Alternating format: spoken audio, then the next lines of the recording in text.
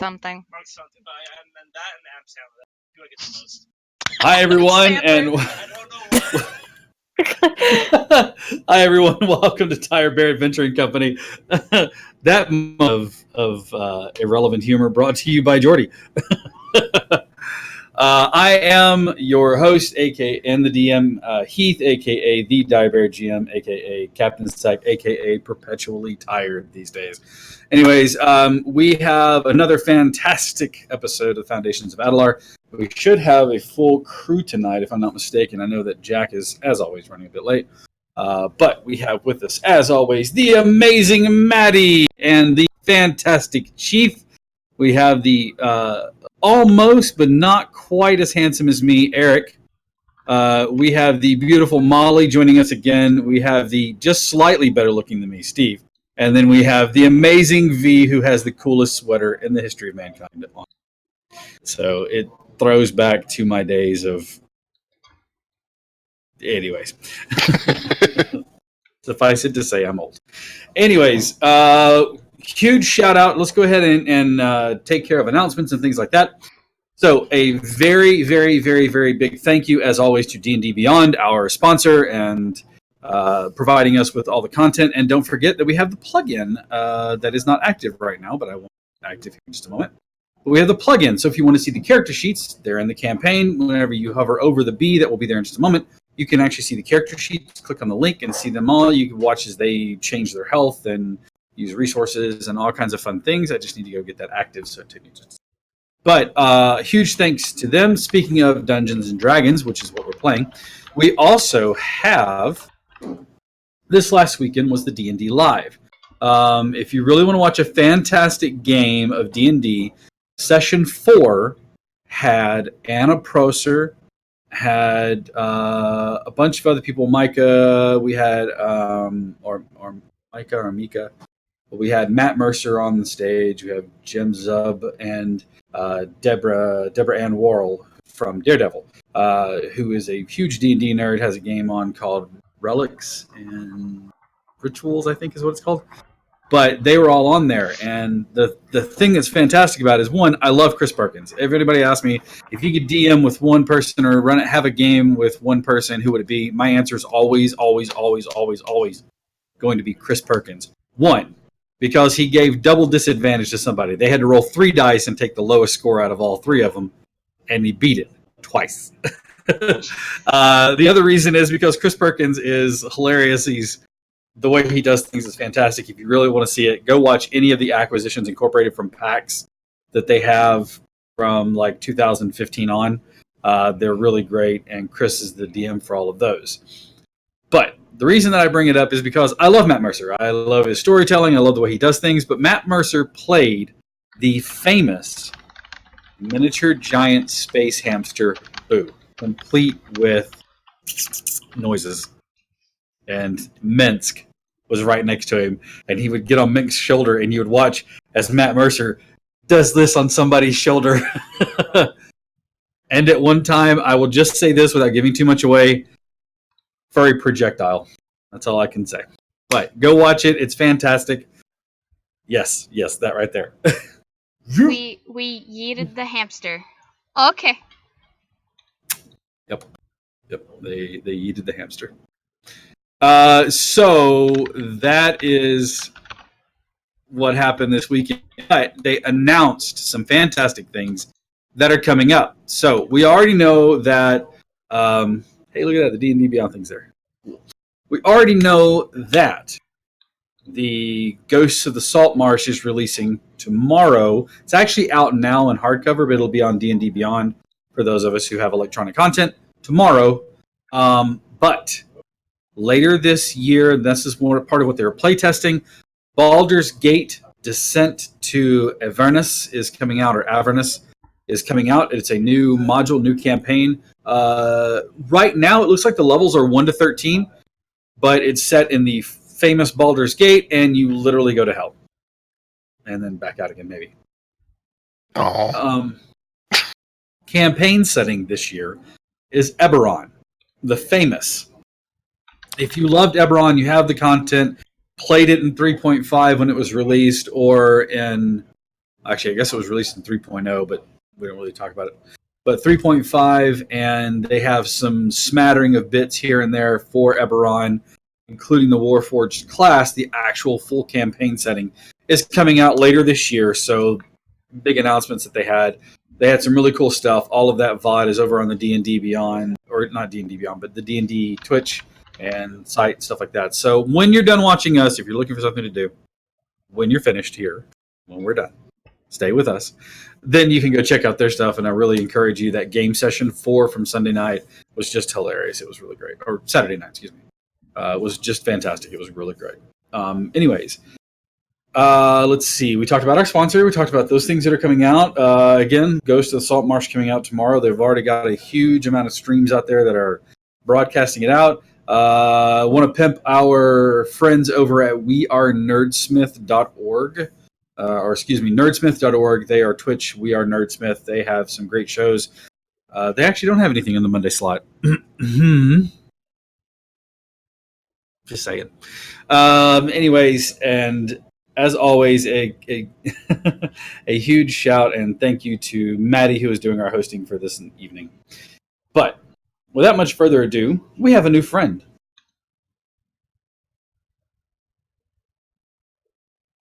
Yenfear was given a job to find and locate an upstart who was dallying with business from the Silken Sash and went on a little mission to find our new friend. They did so, meeting an elf by the name of Alithra. I'll never say it right until I do. Investigations happen, noticing some strange markings on the scantily clad elf that harken back to another group or a faction that they've run across. While these shenanigans were going down on the other side of town, Gillett entered into a contest of combat, which he won, but only because there was interference from the other side, making it seem as though some untoward stuff was happening. However, they collected their funds, watching as the brave knight who was standing as his opponent threw down his arms and armament and stormed from the area. They did the right thing and collected all of his belongings and brought them back to the Adventuring Guild, where they said, surely you'll know where this guy is at, and to which they said, surely he'll turn up some point in time. Then they went on to take on the second job, making someone smile. That mysterious faction that has been hounding them in pursuit of some artifacts had a little bit of a doing here. And with some use of magic, Callista was able to sever the tie that was holding this poor girl in place. However, not without a cost, as her very magic fled her. They returned to the silken sash with her feeling a bit out of sorts, only to come upon their new friend as well. When last we left, I believe you were all in the silken sash, trying to determine, I guess, which route you're going to go up next, or down. I recall poor Yenfear being real frustrated with Mom and Dine, and then Arneth carried him off. So Yes. Carried him off to have that conversation. Oh yes, something about, well, why don't you want your mother to be happy? no, I feel like you had that conversation. Yeah, but that's the conversation that was happening before he got carted off by Yeah. Arneth. Mm-hmm. With that being said, Callista and Gillett.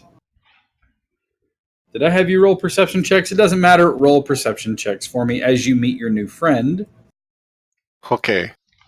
the elf Oh named yeah, because this Elithra. always goes so well for us. I think the first roll of the night Oh. is a perception check. Oh, awesome. Yeah, it's not bad. Not bad. Considering I'm apparently half asleep on the couch.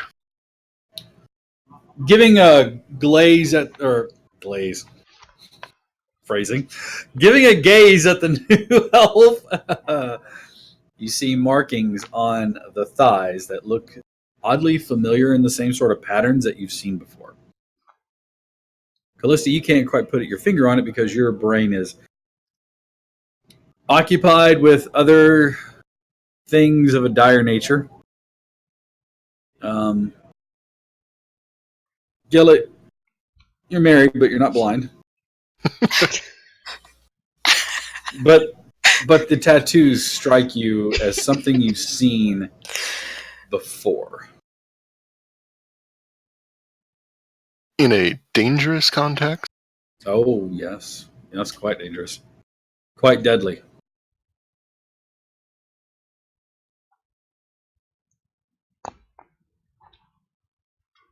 Alright, I'm gonna have to... Because Gillett doesn't... like direct confrontation like that. Callista, what? Come here. Mirror. I Here. mean, that's I think she's She's still not- thinking Zine at that point, right? I think she yeah, was. but I mean, Yeah. that's not going to stop her from just Yeah, I completely disengaging and going over to I her know. husband. He'll just pat Callista on the head as she goes. All right. You know what that is? On the person with the... You mean on the working girl, which is what I can assume she is, considering that she's in here? super secret tattoos. Familiaring. Like,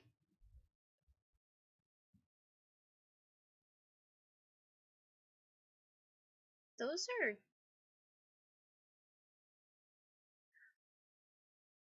Why does she have those? We should have Zine ask. I mean, we could just ask her. Zine's more fun. I just like the idea of you forcing Zine. What to ask am I, this your question. bouncer? Yes? it's like You wanna be. we want some information. Who are we gonna sick on him? The dragon. Hey, Eric, Mm-hmm. move your mic down just a little bit. Your gain's pretty crisp on there. Sorry. No, it's okay. I just You're good. It's just microphones that aren't like ones that you can move back and forth. Catching the gain on those is Tricky. it's a pain in the I'm- ass. I'm still trying to find that right spot to leave it at. Yeah. Exactly. Unfortunately. No, that's why we're just letting you know so that you can continue to fine tune. go and get you one of these beauties. Is this any better? Yes. Yeah. You're good. Okay. I'll try to leave it there then. All right. Then, in that case, I'm going to use this lovely little cantrip that I have called Message. And I'm going to send Zine a message stating, the new girl has markings of the Archmage.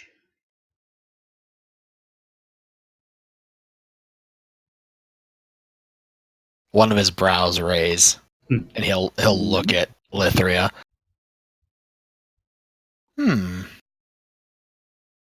All right.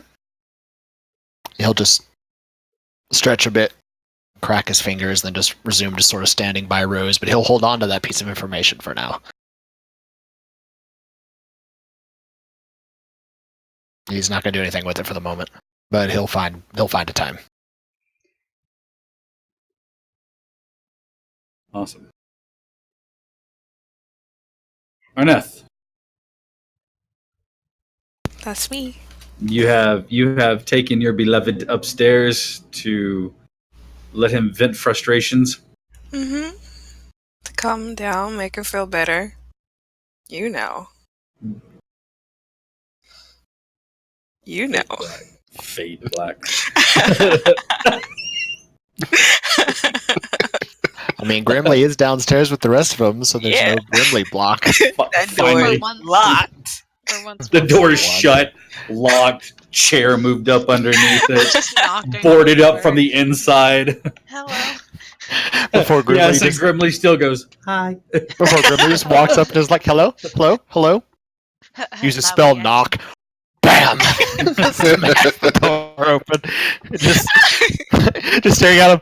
You didn't let me in. No. And then he kills him. Ugh. Both respecting your Jeez. privacy by knocking, but I'm asserting my authority by coming in anyway. Yeah, pretty much. Yes. I like what Grumbly Cleric said. Dads. Dad. Dads. Dad? Dads. I hear Oh my noises. God. It's happening. Are you It's safe? It's the Stewie Griffin thing. Mom. Mom, Mommy. mommy, Yeah, there Mom, it is. mommy. That one. mama, mommy, mom, mommy, mommy, mommy. All right. Too bad Jack is in here. Jack will Yes, be tiny here goblin claws. soon. You just see the fingers under the door, the little green goblin thing. The little eye. What are you A doing? little cat's paw reaching underneath the door. Yeah. You left me alone. I could recap.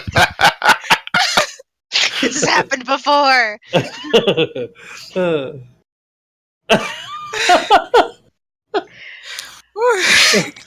That's just your cry for help now. You just abuse it every time you don't get your way. I'm being abducted! Awful. If you don't give me what I want, I'm going to get abducted again. I swear to God, I will just walk out in the street and say, I'll just "Take walk me." out the street and say, here I am! I'll go with the next stranger I see. Hello, stranger. I don't know you, but hold my hand and let's go somewhere. All I right. don't know if that would be okay, considering the fact that Grimly would be coming out of the doors of the silken sash. I don't know that it'd be okay because, I mean, there's goblins around. They do trade and stuff like that. But just to walk up and look down and see goblin pointy teeth and big ears smiling up at you. Hello. You're Yeah, my just- kidnapper. Please, God, no. Yes, gee, mister, these woods sure are scary. You're telling me I have to come back from the cabin by myself. Was that, that's that British comedian. I can't think of his name right now. I don't remember. The one that has the really great laugh because he always laughs on the intake. Jimmy Carr. Anyways, back to what we were doing. Mm. All right, so Grimly, they've disappeared. What are you doing? You're in. He's probably off to search for food, I'll be honest. It's probably like, everyone's busy? Into the kitchen I go. All right. Some of the girls are there. They are making meals, preparing food, and stuff like that. If there are any tall chairs, he will just climb up on one and grab You've- something. You've not become a mascot, but more of a. Everybody in this place kind of like they love you to death. So as soon as They you all walk coo in, over you. immediately you start being fawned over. And of You course, are, baby. the ladies love you. The halfling, there's a halfling girl that's there.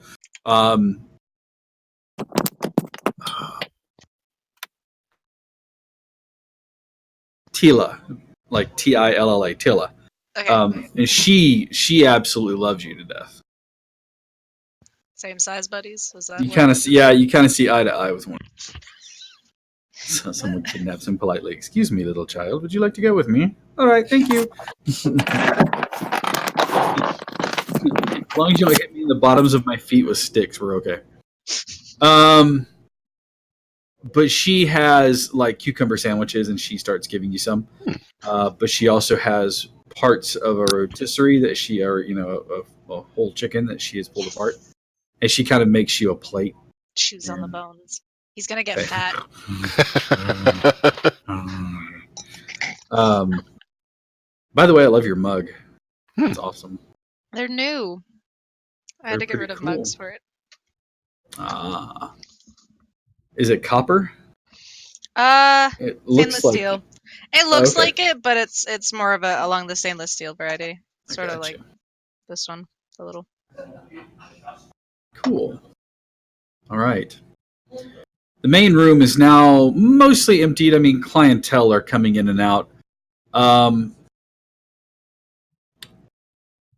You see an opportunity, and Rose has not said that you're not to work. What are you doing? Your only Okay. job that Rose has given you right now is to protect Yenfear, which right now Yenfear isn't in the room, so. So you're doing an awesome job. Let's say, and arguably, Arneth is one of Yenfear's biggest dangers too. No. How so? All that fighting y'all do, eventually one of you gonna kick each other out the window. It's not going to be in fear, and we all know it. No. This is fair. So, Elithra, what are you doing? They all seem to be kind of like watching you. She's gonna like kind of scan and like look at everybody, make very brief eye contact with everybody, and be like, "Look, I'm just saying. If you really want to get a closer look, 20. It's not bad." Thank God Arneth is in there.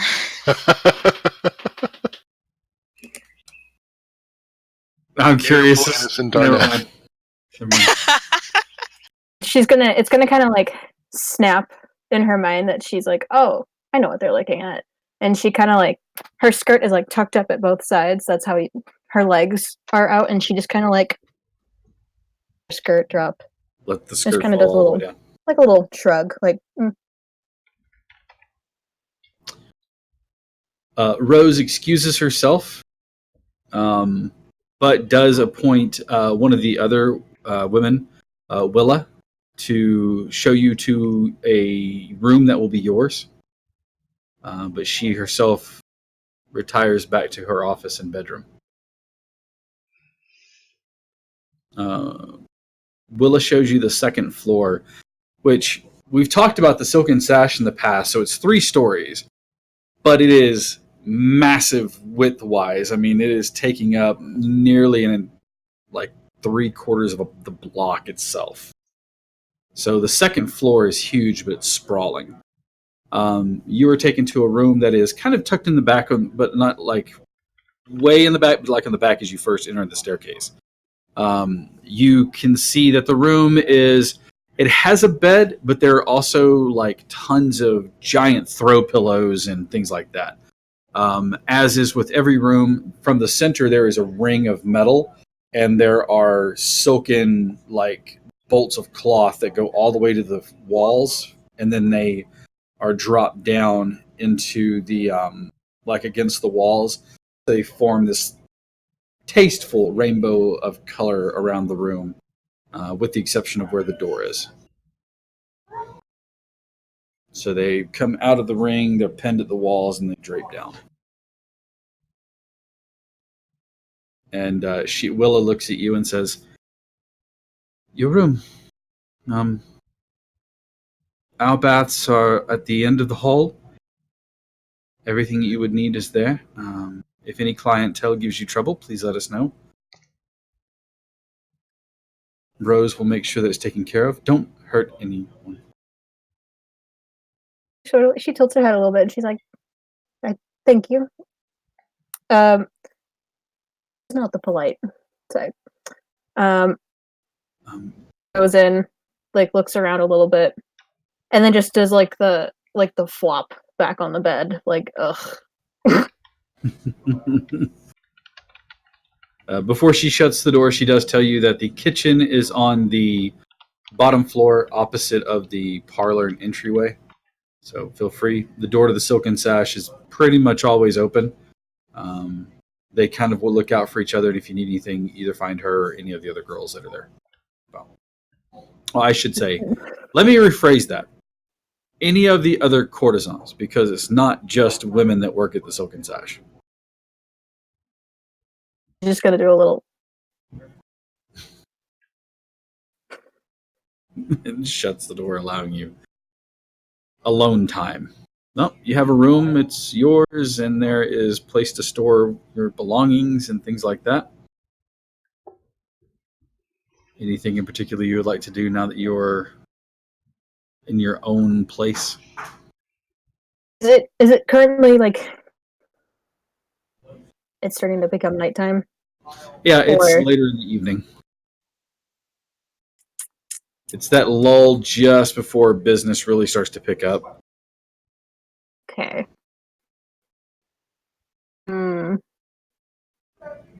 I had something, but what do you think?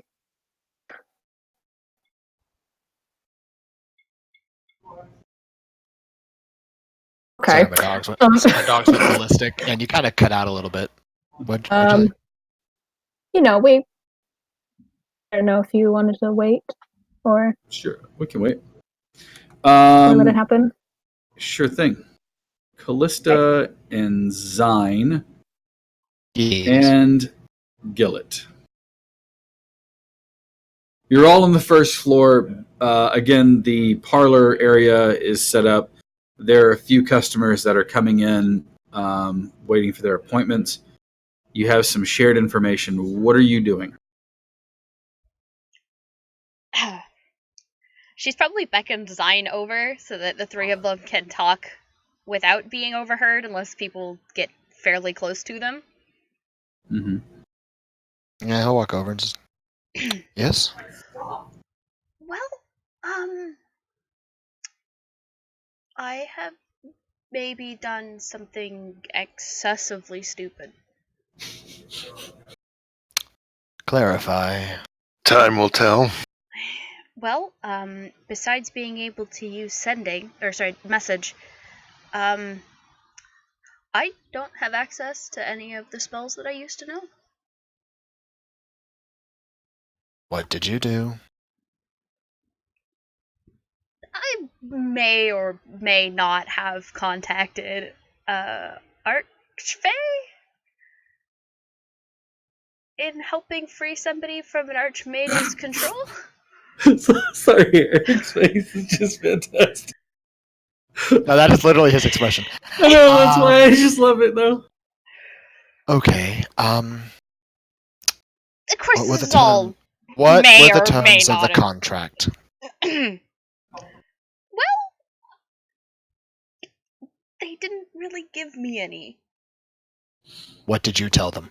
You gave them nothing to go with, so they took Whatever they wanted. What were your exact words to the Ocfei? I asked what they wanted and then didn't get an answer. I tried to make a deal and then never got a straight answer. So It's I have no idea. this is very important. I need the exact wording, not the summary. Don't give me the cliff notes. Give me the full thing. I, as the player, don't remember. You they asked you what price, what do you offer, and you said more along the lines of take your pick, kinda. Not really. It wasn't take your pick. It was. She asked, "What do you want?" Oh, that's right. You asked. You did ask. What do you want? She literally asked, "What do you want?" and then never got a straight answer because she was trying to make an actual contract. Yeah, the answer was basically, "We'll let you know." Well, apparently they're they're going to let me know. Of course they are, because it's a fae. Okay. Yeah. This could be a lot worse. However, one thing you need to be very, very careful of now. Everything you say to this Ocfei, allow no chance that it can be twisted to be used for their own advantage. Because it will, if they can.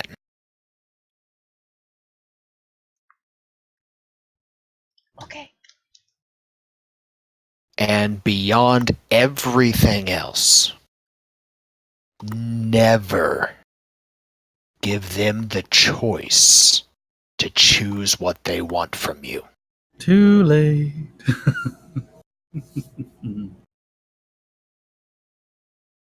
Ever. Might be a little bit late for that. Then we might need to kill an Ocfei. Just add that to the list of to do. I'm just gonna. Can we take a mulligan on this whole week or something? Unfortunately, with the Ocfei, no. If the deal your wife made was she allowed this fae to choose what price it wanted from her, you can almost guarantee that whatever it is will be an extended amount of servitude at this fae's whim. Those cheddar biscuits, man.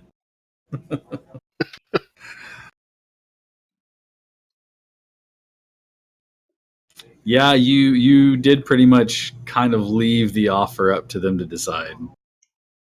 It won't be pretty. It will be in no way good for you. You might benefit in some form or fashion, but everything your new patron will do will be to their own advantage and to their own ends, and they won't care a whit for you. Oh, so like everybody else. Oh, that's sad. It's true. Gillet loves you. Gillet is automatically an exception. I could take back everything that I did at your wedding, you know. I could take back the promise I made. I could revoke my protection as well. That's not what I meant, and you know it. This is what I mean by words. A fae will pull tricks like this with you. Everything you say, you have to measure your words. Because if you do not, it will be used against you. And you will be trapped. And there will be no way out.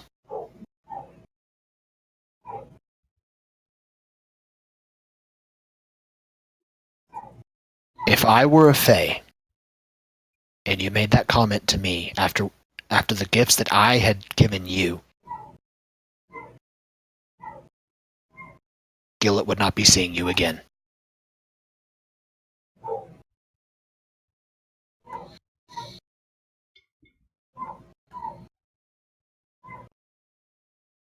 As my dogs go crazy.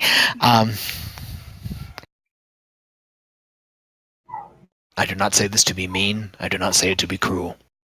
But this is what the Fae will do to you.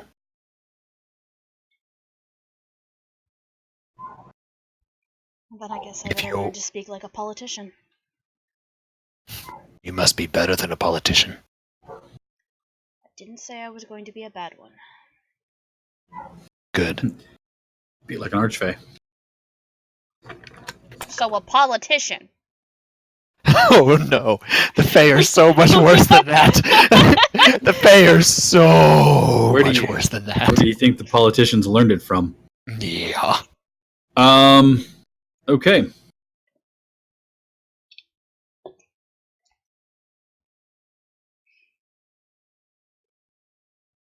That. Are you so having this interaction? What are you doing from here? You still don't have any magic other than that one sending spell, which took a lot out of you. Or message spell. I think I'm going to go lay down. Breaking an archmage's control over somebody's mind is more taxing than I would have thought. Soup? I get you soup. And I go over to the kitchen. Grimly's there with like stuffing cucumber sandwiches in mouth. Where'd you get 17 of those? And how are they all in your mouth at the same time? He has a Just very opens his wide jaw. mouth and just stop. It just spills out. I just like, bah. No, he's got number 18 on the way and just stops with his mouth open.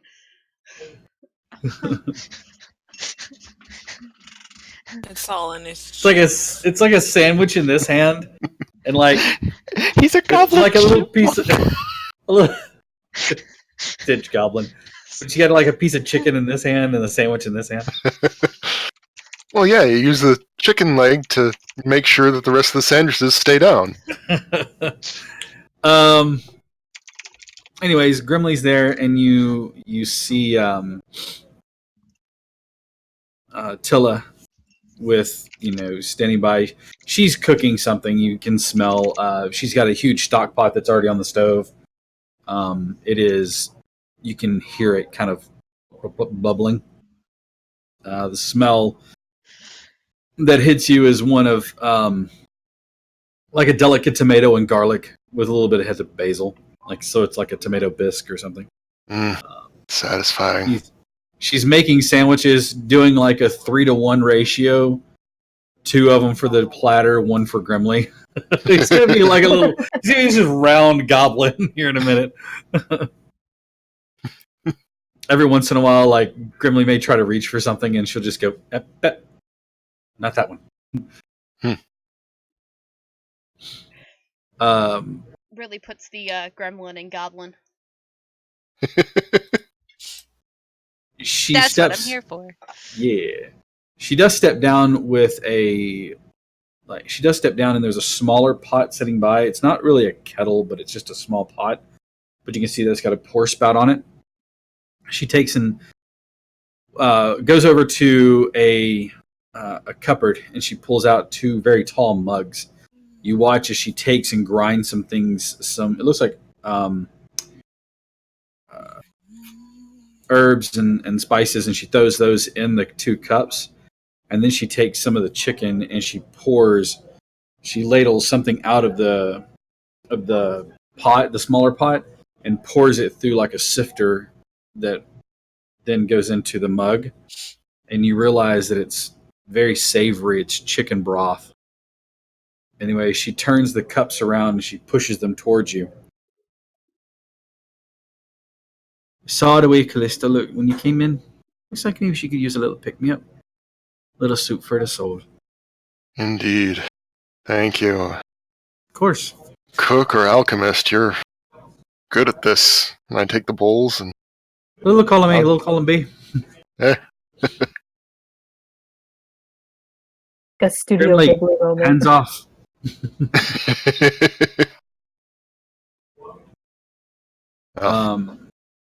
She also takes a small platter as you hold both mugs, and she kind of balances it like between them, so you have to hold it. But on the plate is a little mound of like finger sandwiches, like more cucumber sandwiches and things like that.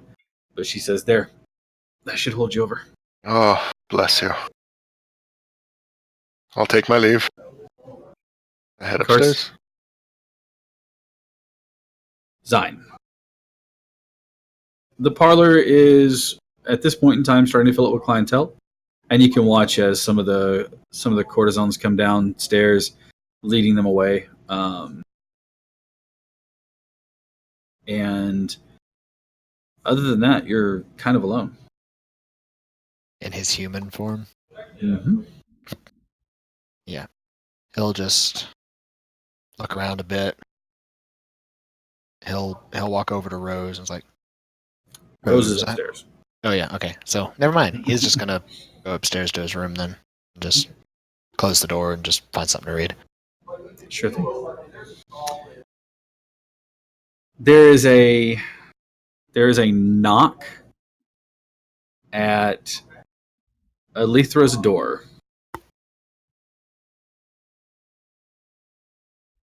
Okay. She's just been kind of relaxing in bed, so she's just going to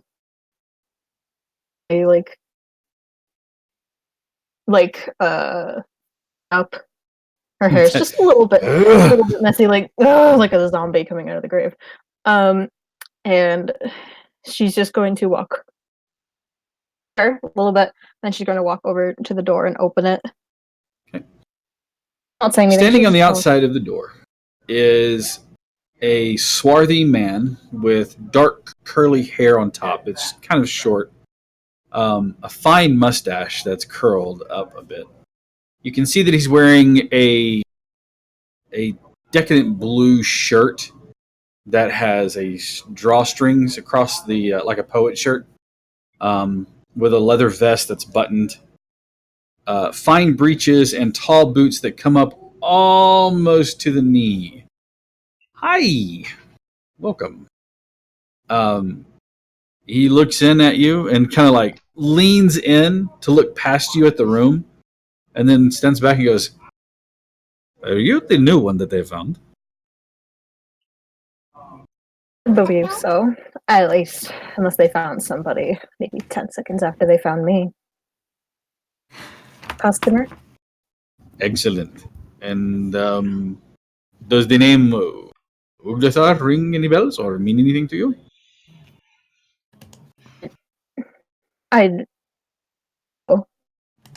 Perfect. Then I am in the right place. And he steps through the door, like brushing past you. And as he does, he takes the heel of his shoe and like boom, close the door. Does that kind of? It's probably not how it works here, but I figure that the rest of them have been warned. I mean, been brought up to speed on who I am. So sans one dragon, but yeah. we can't hear you. No, can hear. I believe Jack is more fixing the whole not autofocusing thing with the camera. Yeah, it just doesn't. Okay. It's supposed to. But it ain't. But it ain't. So I guess I just get to be blurry. That just means we're blinded by your radiance. Look, now it's normal. Oh, shucks. Oh, shucks. See, I don't get it with you. Other people give you compliments and you're just like, oh, thanks, how nice. And then I give you a compliment, you're like, shut up, bitch. And I'm just like... I'd love get used to it. Okay. So he wanders over to the bed and like throws himself down and like uses his heels to kick his boots off, which land. You can see one toe poking through a stocking there. And he kind of looks at it and goes, that is sad. Can't buy good material these days, I guess. Oh, And he's just laying there on his with his hands with his like fingers stuck behind his head, and he's just looking up at the ceiling. So She kind of like does a little like sway as she goes over to him, and she's like, "Now listen." And she'll straddle him, and she'll be like, "Do I have to be concerned about you, big scary man?" no, but I am second guessing myself now. Perhaps I should be afraid of you. What did I miss? I feel like there's something going on here. It's Oogie being Oogie. Oh, okay. Ugdathar's hitting on the new girl. It's Ugdathar being Ugdathar. Oh, okay. He's just being himself. You do realize that you are in the presence of a demigod. I hope you know this. I hope you realize that I don't really give a shit. Oh, okay. Point taken. Me, you're all on the same level. Sorry. Now I am confused. Then he kind of sits up and like moves you off to the side. When you say you're all on the same level, I'm not sure that I understand what you mean. I am a demigod. I can stop time. I can make people see things that aren't there. I am... For you. The others seem much more impressed by this. And that might have something to do with the fact that you locked Lucky behind and blah, blah, blah, blah. Anyway. He takes and picks his boots up and he hugs him to his chest. He goes, perhaps I'm in the wrong room after all. I don't know what to do with myself. Listen, did you pay or did you not pay? Looking for me? Wait a minute. I'm confused. I feel like I'm being fleeced. What did you come here for? She's gonna kind of like stare him down. She's suspicious now. Technically, I came here for it. Everyone has come here for. I've got coin. And he shakes his purse and you can hear like a few things clinking in there. Give me a perception check, actually.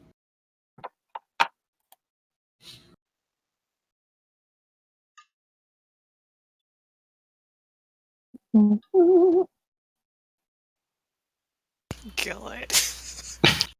Oh, come on.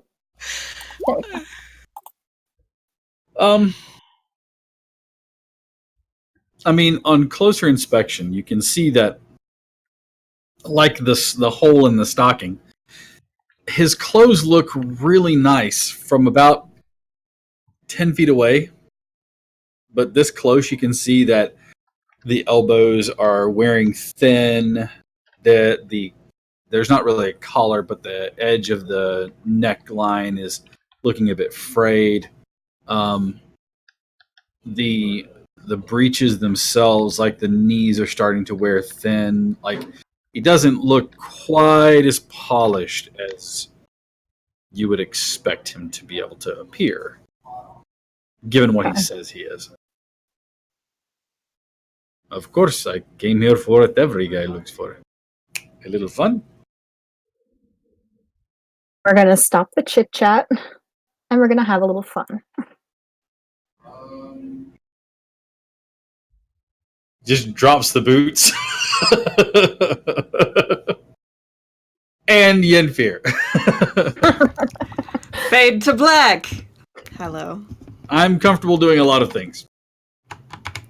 Yenfear. You and Arneth are tucked away in your room. You are still upsetty spaghetti, I guess, concerning the situation that it appears to be with Rose and Zine. Yeah, I've been drinking heavily ever since they've just started talking. Yes. Yes, to the point where... She says that she pours a glass. Well, I mean... You can't see this water off screen, but... Yeah. Oh, honey, nobody's gonna believe that's water. Is that potato juice? Delicious. I mean, It is, I saw the top of potato that. So, delicious juniper juice. okay. Yes, even better. Yes. Potato juice. I'm not a savage. So you don't drink vodka? You just offended a bunch of Russians. I'm just saying. They can be offended in Russia. All right. Cool. Yes, I'm a little bit. You've gotten to the point where Mattis, which was the courtesan he's been checking on you, has refused to bring you any more because the last thing he brought you was a gigantic carafe, and he's looking at you like, if you get like really sick, I'm really afraid of what Rose may do. So if you don't mind, I'm not going to get you anymore. But if you want some, maybe Arneth will. But I'm out. And he kind of backs away out of the room. I just I'm basically like a puddle on the bed at this point, and I'll just look at Arneth. Did you hear what he just said to me? He just said that he had one job. Well, he had one job for me, and he just said he wasn't gonna do it anymore. And that's his choice. Not if I'm paying him. He's cutting you off. If I were paying him, if I were he'd paying, be fired. I Arneth. suppose it's a good thing. Arneth. You're not. Arneth. Yes? I just touching the face thing. That's Arnett.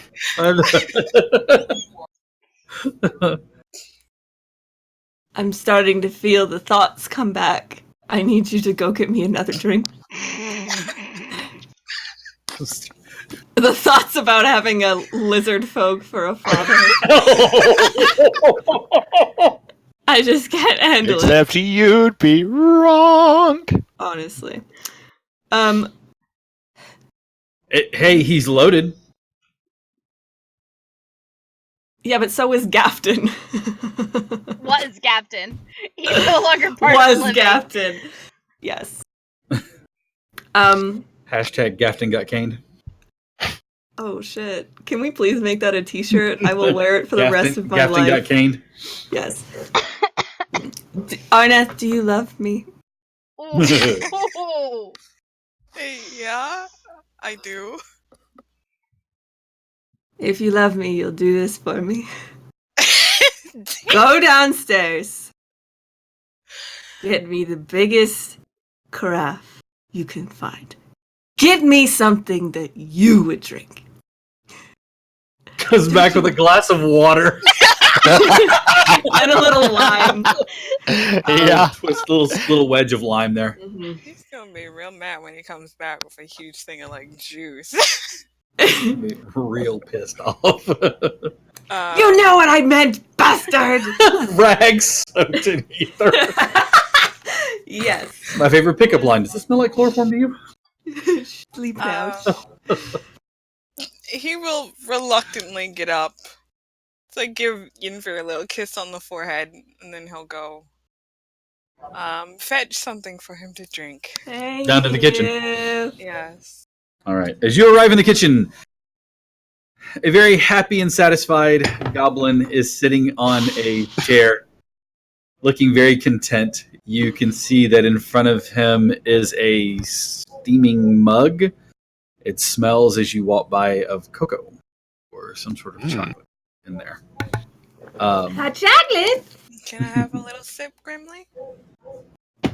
I'll just hand over the cup as gently as he can. Oh, that's so cute. Why, yes, Papa. You can have it. Yes, Papa, here is the mug. Part of me's imagining just like for some reason Angry Grimly just yeets the mug in Arneth. No. No, that'd be Been left again. Grimly would never Just do imagine, anything nope. Arnath. It'll always be in True. here. But now I just see Arneth coming back with the mug of cocoa for beer. Do it. Betrayed again. Does this look like what I asked for? He'll take a little sip Carry on. and then hand it back to Grimly. Pat him on Like- the head. It's big enough that Grimly has to hold it with two hands, but like not gigantic mug, so it's enjoyable. But Tilla has gone off to take care of business, as it were, and food is now prepped and set out for Pulso that they can dine as they need to. Yinfi is getting some water. All right. Are you bringing back a picture of water? Yes. Easy enough to do. Mhm. There is a bucket of nice, cool water. Our Neff will tell Picture in. Grimly to probably not come to the room for a bit because Yinfi is not feeling well. He's sick. Not feeling well. I'm gonna get yeeted out of the room the moment I walk past that door frame. Um, Like, cue some weird. as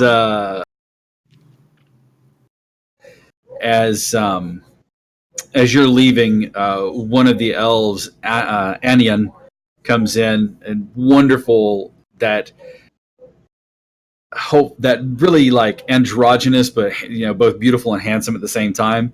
Walks in and pats you on the head grimly and says, "We'll always have a place for Grimly to sleep, even if your room is currently occupied. Are you tired?" Yeah, Gribbly's probably like nodding off a little bit. Just he's got the mug, but his head just keeps Falling asleep into the cocoa. He's got whipped cream on some places. It's on the nose of the cheek. That was so cute. Oh God, my heart. Unless anyone else would like to have any other moments here, we're gonna go ahead and call it. I need to see how. Oh, that's right. You're gonna take your water back up to Yenfer. Grimly, you are led off to sleep in one corner of Anyan's room.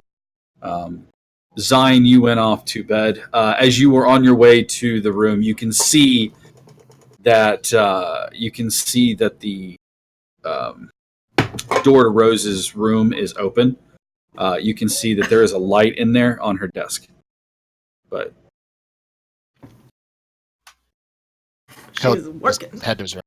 Okay, cool.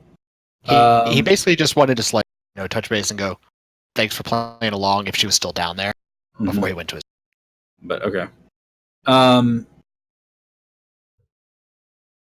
Everybody is retired for the evening, given what Elithra is up to. We are going to go ahead and go. Arnath, you take your pitcher of water back upstairs to the room.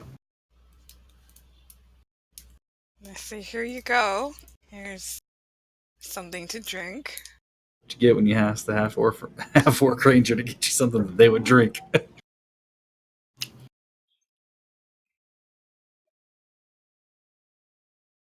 Arnath, I think. Yeah, what is this? water. It's good for you. I don't It'll make you feel better. recall asking for water. You asked for something that I would drink. You know what I said before that? About your thoughts? Yes. Water. It's not gonna help. No, but alcohol won't either. You know,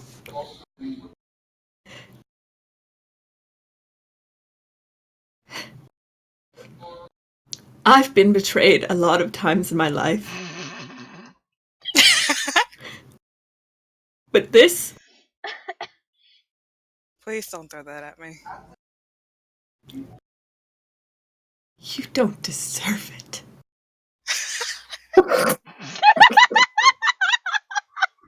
Someone's attuned to summer.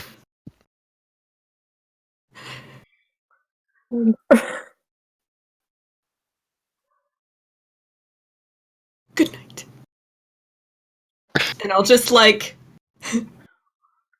I'll take all of my stuff, but I'll put it on Arneth's side of the bed. So no, I'm not leaving. You get to go somewhere else. My stuff needs to stay here now. And then I'll just melt into the bed. You're kicking me out. Good night. That'll be all. He's leaving. Like, I'm It's like, trying wow, to help. really? This motherfucker.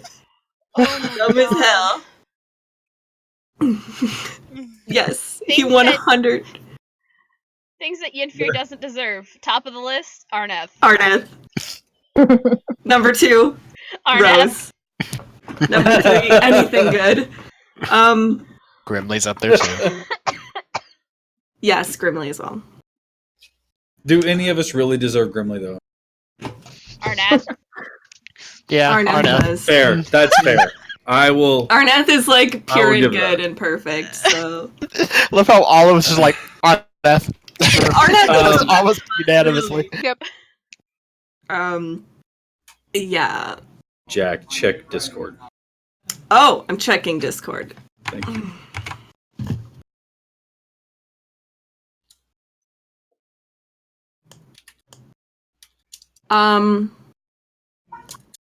Oh, okay. Resolve that. how you I've been want to. given a directive by the director. Okay. I will elect to do this in a different way that's not so awkward. Arneth, Please do. where did you end up going after I kicked your ass out? Probably just downstairs to hang out and sulk. That's You know you've been given plenty of opportunity and invites to rest in anyone's room. That is currently not entertaining. Yeah, but he wouldn't feel right. As I say, with or without them in there. yeah, I don't know. Most of them suggest with them in there, but He wouldn't feel right bothering Callista and Gillet. And oh no, I didn't mean Callista, Gillett, or Zine. I meant any of the people who work at the Silken Sash. They literally all love you. Yeah, but And- just remember the last time Arneth did that, they talked about birds all night. yeah. Which I was love how your fantastic. voice cut out at the perfect time. Yeah. So They talked about all night. What? What did they talk about? What now? I know. Birds. Birds. We know. Yes, birds. They don't.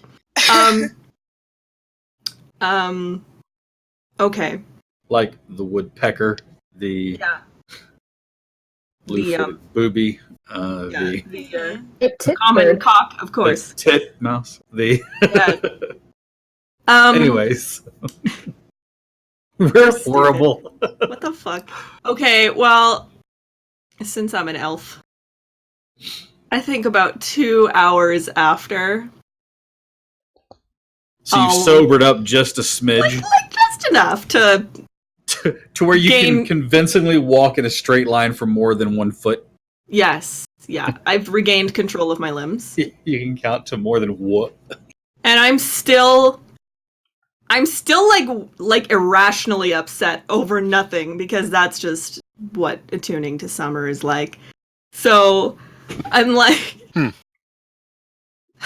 I'm going to tell Wait. you right now. If you have that one friend who deals with emotional swings, the Eladrin is the perfect race for mhm, to ever play. someone with emotional swings. 100% accurate. So I wake up, I like remember something that isn't happening like at all. I'm mad about it and I'm like, you know what?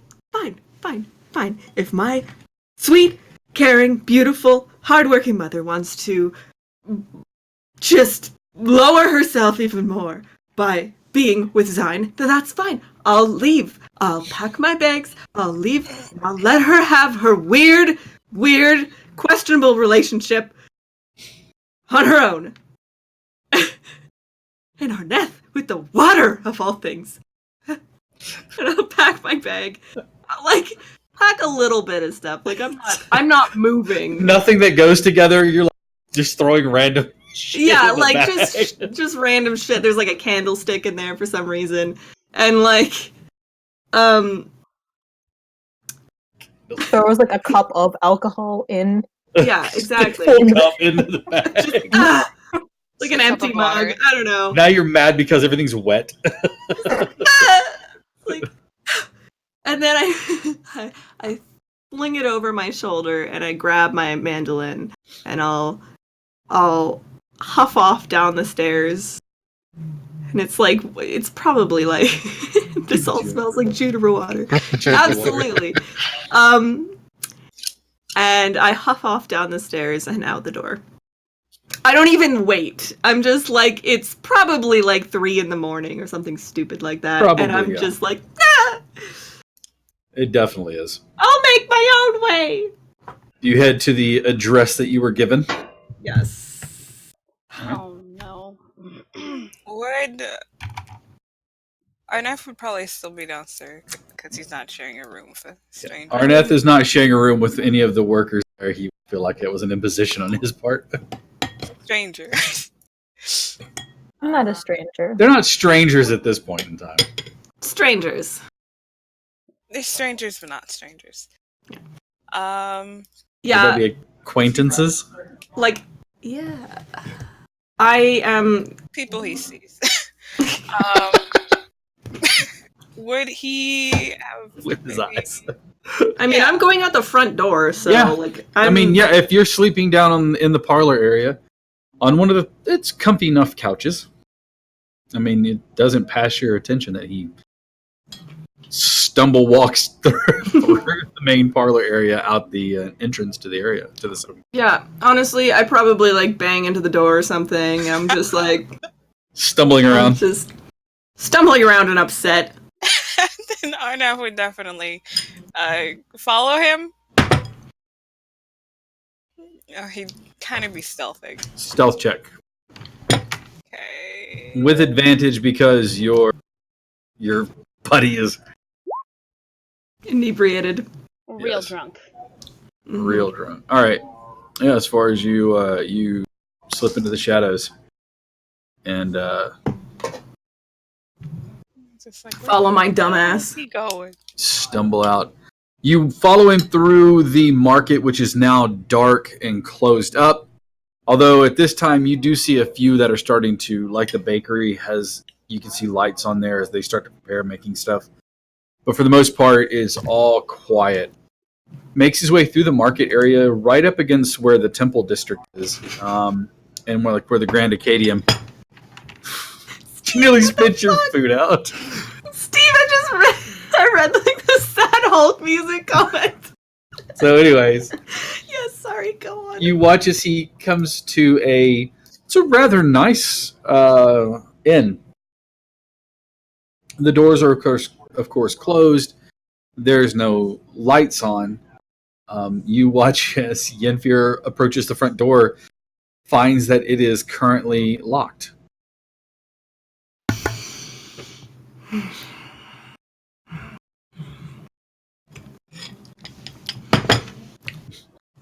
There's about to be a scene.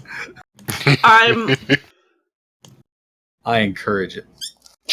okay. Hold on. Let me open my sheet here. I know I don't have anything, but you know I often forget my spells. Sheet, Power can we? cord and scream, "Daddy!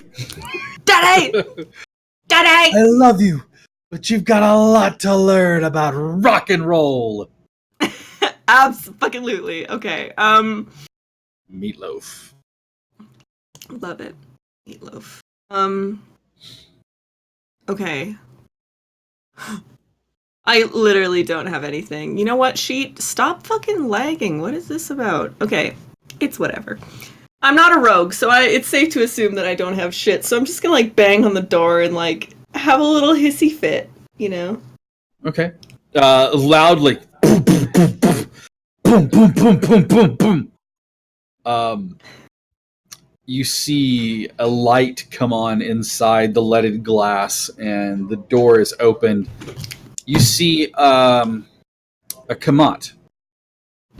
His fur is gold with orange in it.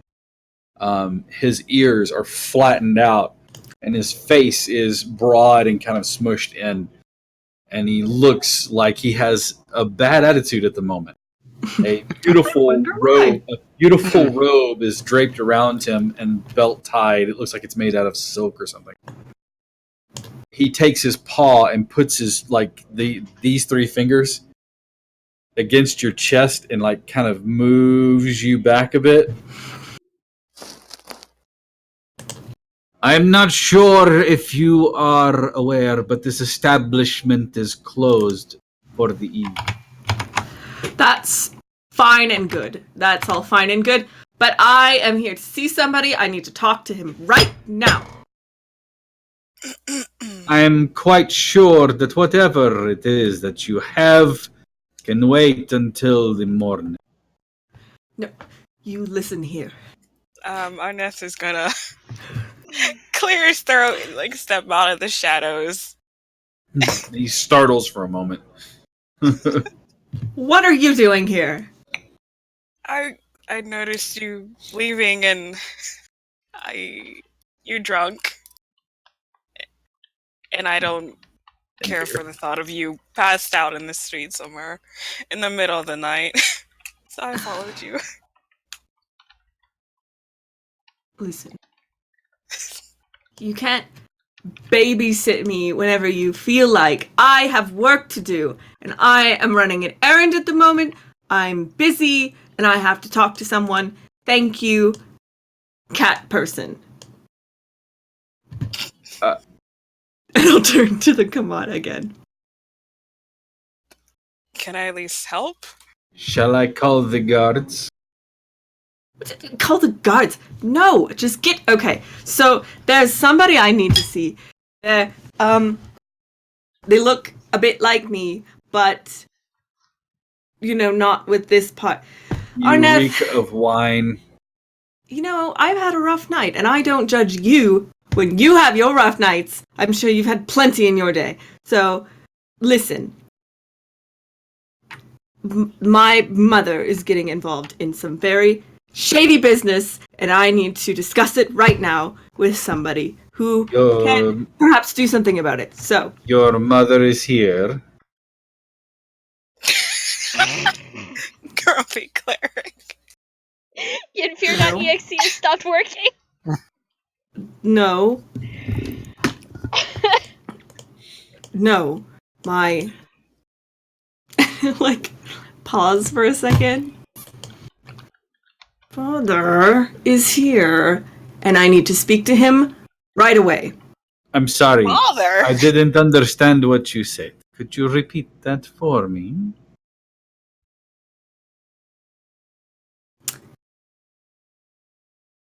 Listen, it doesn't matter. There's a person that is of great importance to my mother here, not to me. Hate the guy, but I need to talk to him right now.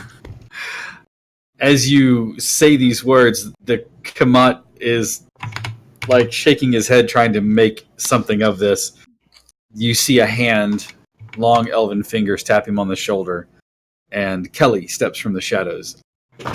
He looks to the Kamat. I apologize for the outburst. I'll take it from here, and I'll make sure that it's quiet and goes away. See that you do, lest you have to find a new place to rest. I understand, thank you. With that, he kind of ushers. The Kamat turns and walks, and you can see he has slippers on his feet, his tail bobbing back and forth angrily as he moves back. He didn't get his customary 18 hours of sleep. He's grumpy. He is literally Grumpy Cat. Yes, literally. Rest in peace, tartar sauce. No. The door, Kelly pulls the door closed, sees you, sees Arneth. Hello, Kelly. I apologize. Yenfir. It's good to see you once again. A friend of yours. Totally forgot Arneth was there, and I look behind me yes. Well, okay, well, we'll get there. But right now, I have something very important to talk to you about.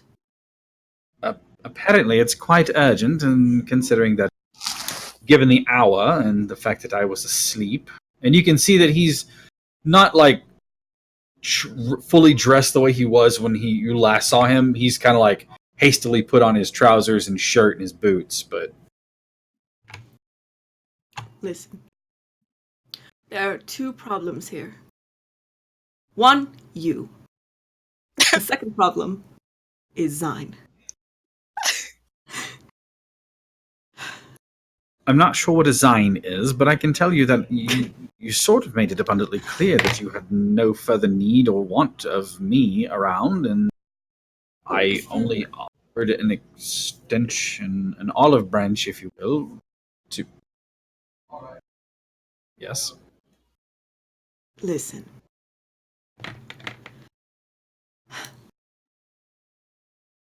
Let's sort things out one at a time. First thing. Mother's in trouble. She's not in trouble. Is She Rose all isn't- right?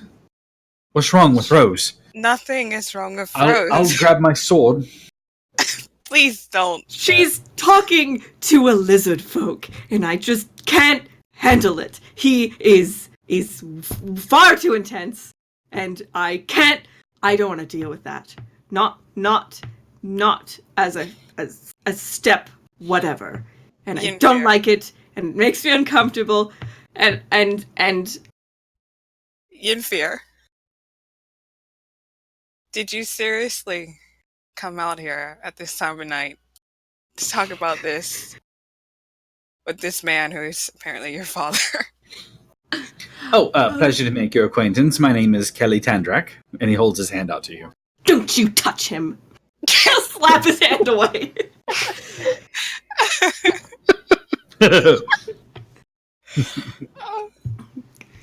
Listen.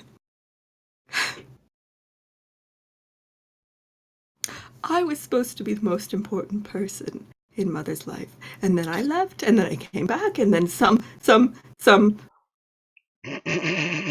lizard first gaffed it, and then this lizard no. And then you.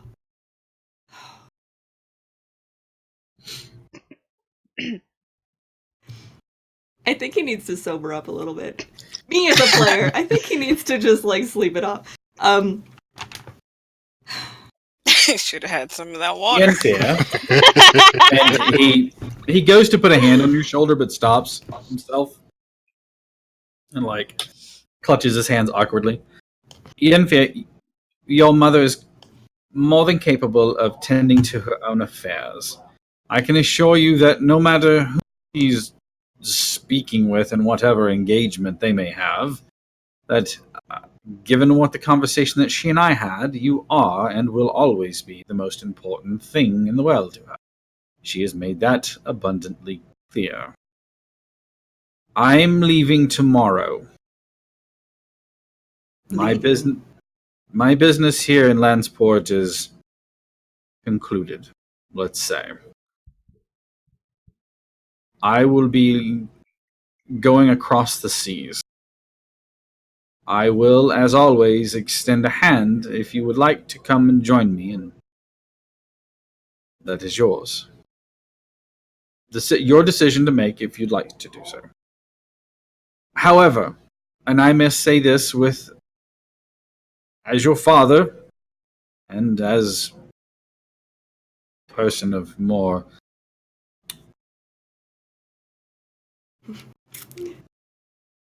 better upbringing, you should sleep.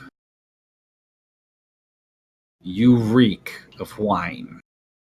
Had you been in your right mind, I don't believe that you'd be here on the steps of this inn at whatever hour it is.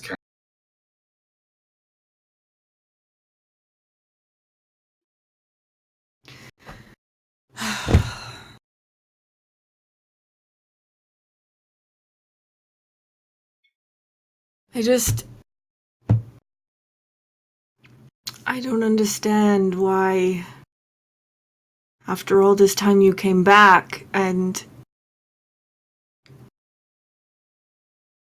like, my life could have been so different. Mother's life could have been so different. We could have been safe. I wouldn't have had to kill someone who was responsible in my rearing for so long. And really, it's not about... Then what's it really about?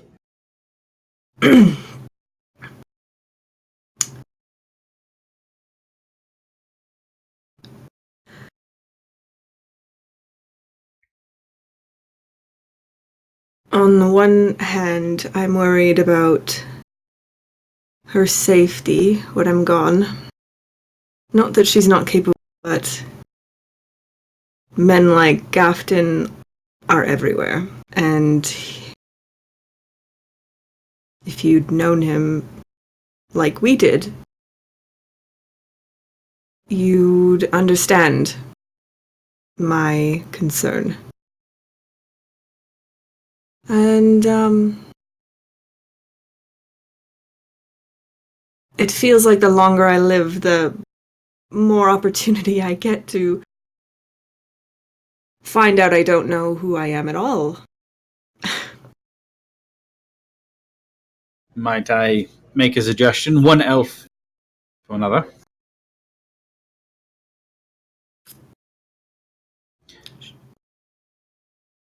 What I know of your mother, you needn't worry about her. Her time under Gafton, and understand that I know nothing about that. There was an agreement that she made, and apparently she now runs that business far better than he has. I would say that your mother would be capable of staring down a dragon and not batting an eye.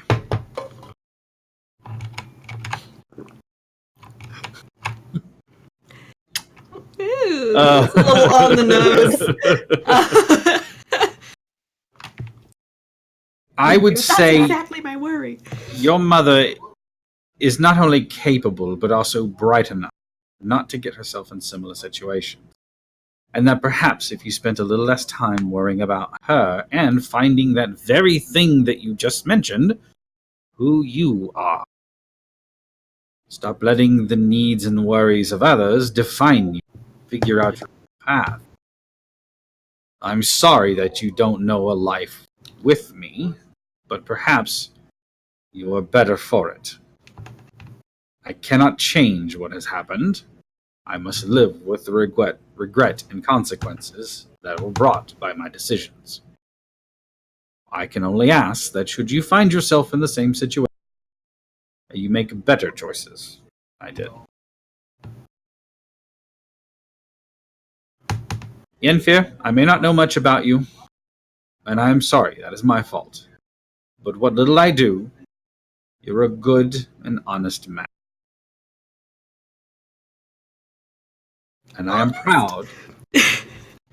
And I am proud to know that you are my son. Although I know that you may not be proud of me as your father.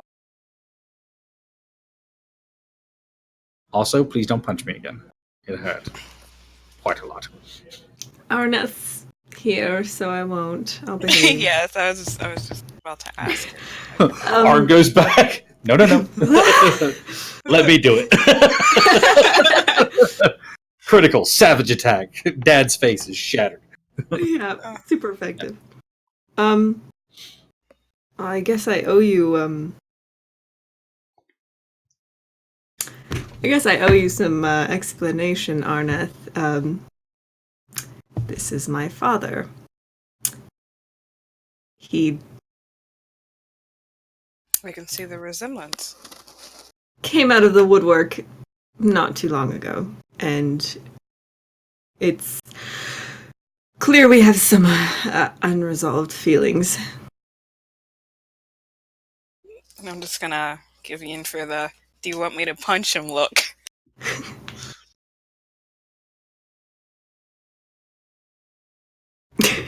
I'm like,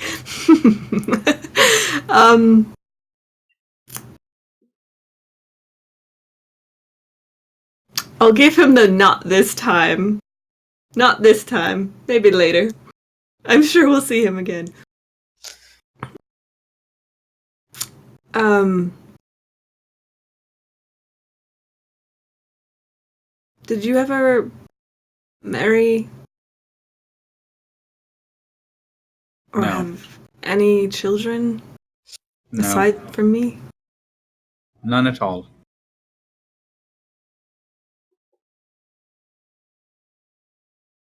But isn't that like the point of being a noble? Yes, it is. To have a line to carry on. You are still mine. You are still the heir to all that I have. I have not denied that. Should the time come, preferably much, much later than sooner. Giving an eye to Arneth, like, much later. But should the time come, my passing, you will have all that House Tandrek stands for. It will all be yours to care for. Granted, it is not the most powerful house. It is not the most prestigious, but my ties in the business that I have built over the years will sustain you for many generations to come. Well, really, that's all I care about. Not for me, It's like, but for Arneth and his mother, I guess. understandable. I just want to take care of everyone. Eventually. It's a noble deed to do. I don't want to go. Unfortunately, business carries me elsewhere. I am very glad that I got to meet you, despite what it cost me. He kind of touches his nose. However, I will try and endeavor to be more readily available for you, should the need arise. Well, I'm an adventurer, but I'm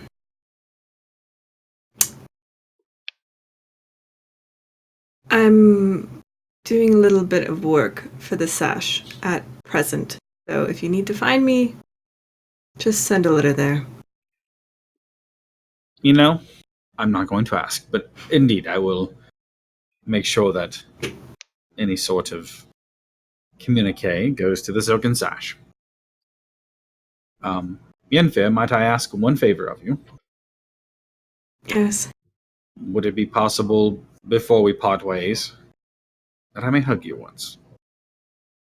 Yenfir. Dial-up noises.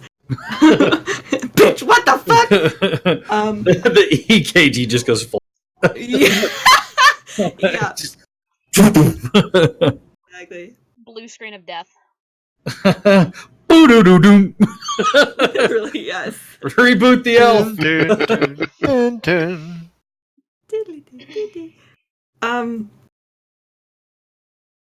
Kill Bill sirens.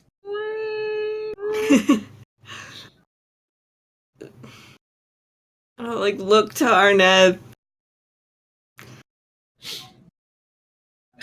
He's not standing there with his hands open, but for just a second, my brain goes, "Come on, bring it in.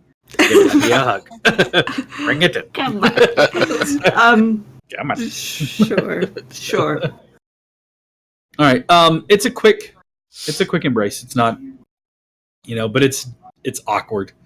You can tell that he's not much of a hugger. It's just that kind of a, and then releases it.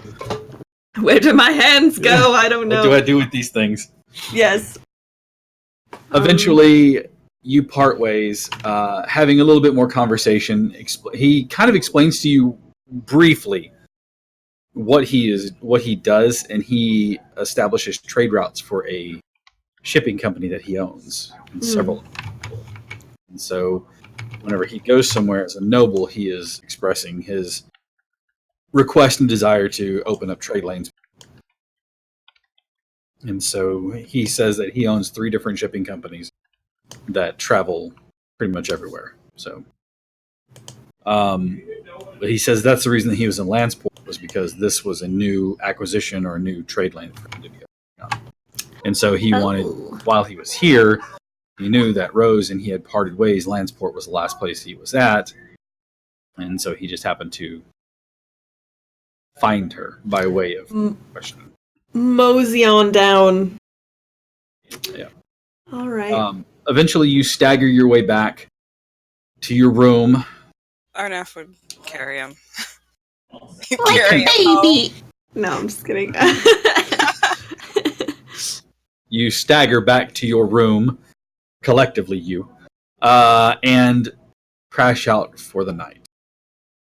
Grimly, you find yourself asleep. What's up? I think Arnaf would not sleep with him because he doesn't know if Inferior is still pissed. Okay.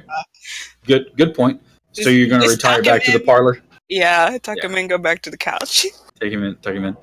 All right. Callista, sleep finds you. Zine, Grimly, Yenfir, Gillet, Arneth.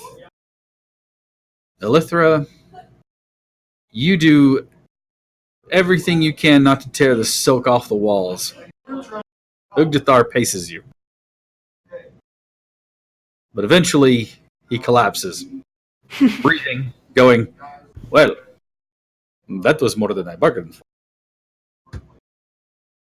Should have got like this little like cocky smirk, like I know. Eventually, though, like all creatures, sleep finds you as well. Yep. Okay. Promised a payment to our dragon friend for saving her. Okay. Before the night ends, she's going to make his way to him and give him a little, something not safe for Fade to Twitch. black if Zion, not safe for work series. Zion's like opens the door. Well, this Callista- is not the first time we've done stuff like this in this tavern, or this place. So I mean, we had an entire episode where we basically just played Fuck, Marry, Kill. So it is a brothel after all. True. That was a good time. What good happened? night. It sure ain't tea socials. All right, Callista, as sleep finds you, tossing and turning, still fretting over what you're feeling. You sleep fitfully, waking several times in the night. Your body just can't seem to find the right position. You sleep on your back for a few minutes, turn on your side, you look, and you're not sure when it started, but somewhere off in the distance over the ocean, you can see lightning. And as you do, a tall, and I do mean tall, figure, pale skin, a white gown that flows off of the shoulders all the way to the ground, sleeves that flute out at the wrists like tulips. You watch as they look at you.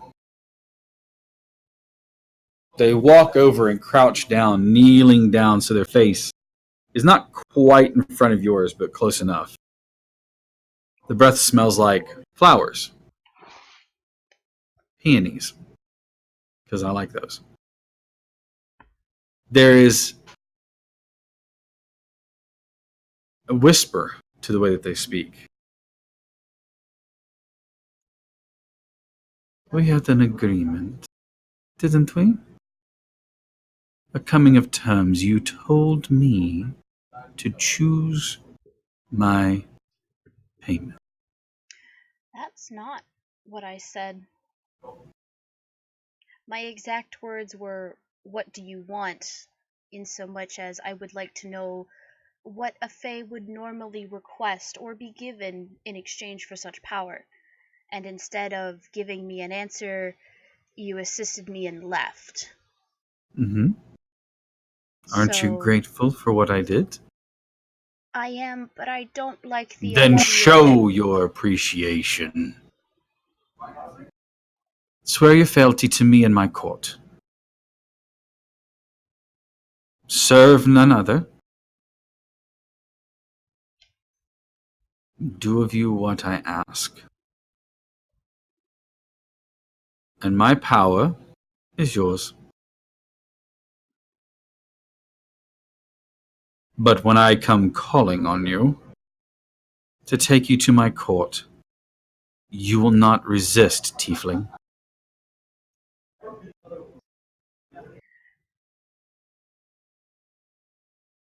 Now, I have to ask, just for transparency's sake, when you say serve no other, are you planning on nulling my marriage to my husband, whom I have promised to serve faithfully for the rest of my life?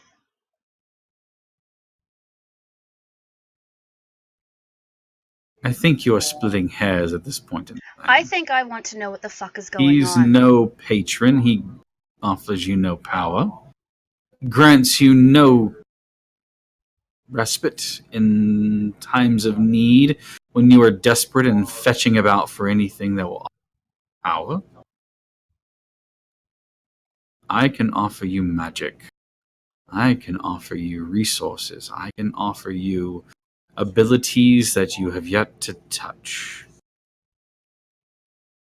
Or I can take the favor that I've given you back and leave that girl as dumb as when you found her.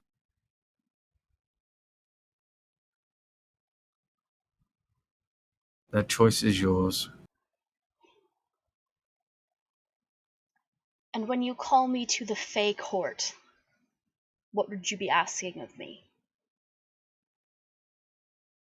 To sit and be one of my,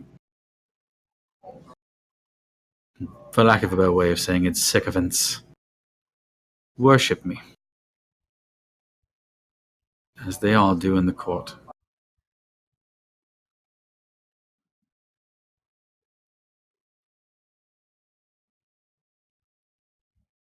I have to ask, do I look like the worshipping type? No, but perhaps that's why I favored you. I do enjoy a bit of a challenge. Chase of a fawn can only go on so long.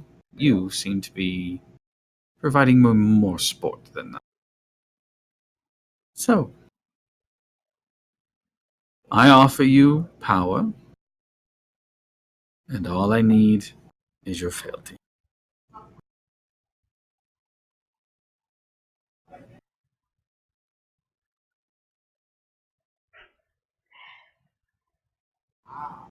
I will swear fealty to you, on one condition. You dare to make a bargain. This should be interesting indeed.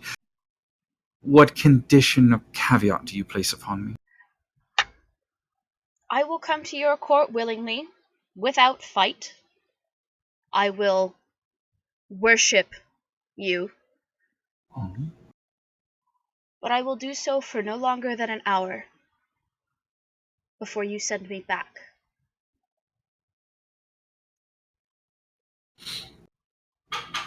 Because I don't think you really want ancient beings finding your court and destroying you. You have no control over ancient beings. You're but a tiefling. I will make the deal with you.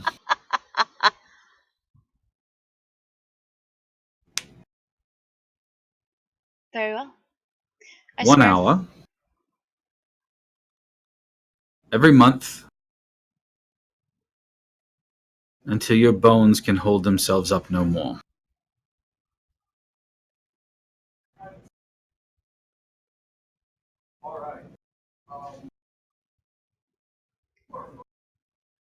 With the caveat that should I be pregnant, you are to leave me alone.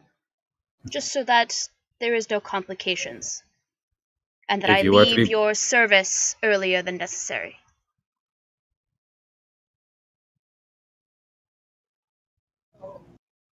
pregnant in the court of the Archfey is royalty. No, you will come every hour. Once a month. As oft as I desire, until your bones can hold you no more. That is the bargain.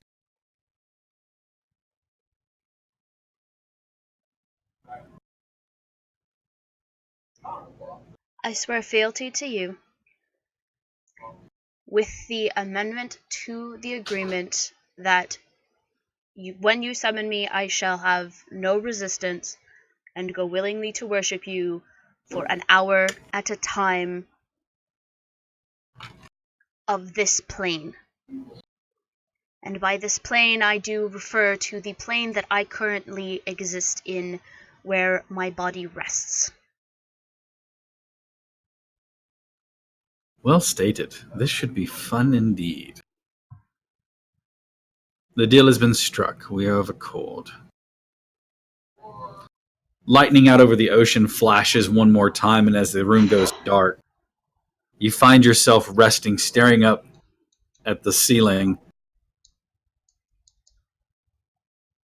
And as restless as you've been, you remember the correct somatic and verbal components for casting the spells that you as a sorcerer know. On top of that, there's something else that plays at the edge of your mind. New power. And it arcs across your fingers, this eldritch looking magic that glows in different colors.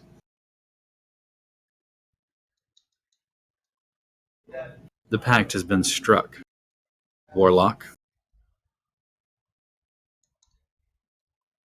Morning finds you all waking. Most of you refreshed, some of you exhausted and spent. You have some issues to deal with here in Landsport before you can call it a day. Where to start? You have a mysterious faction.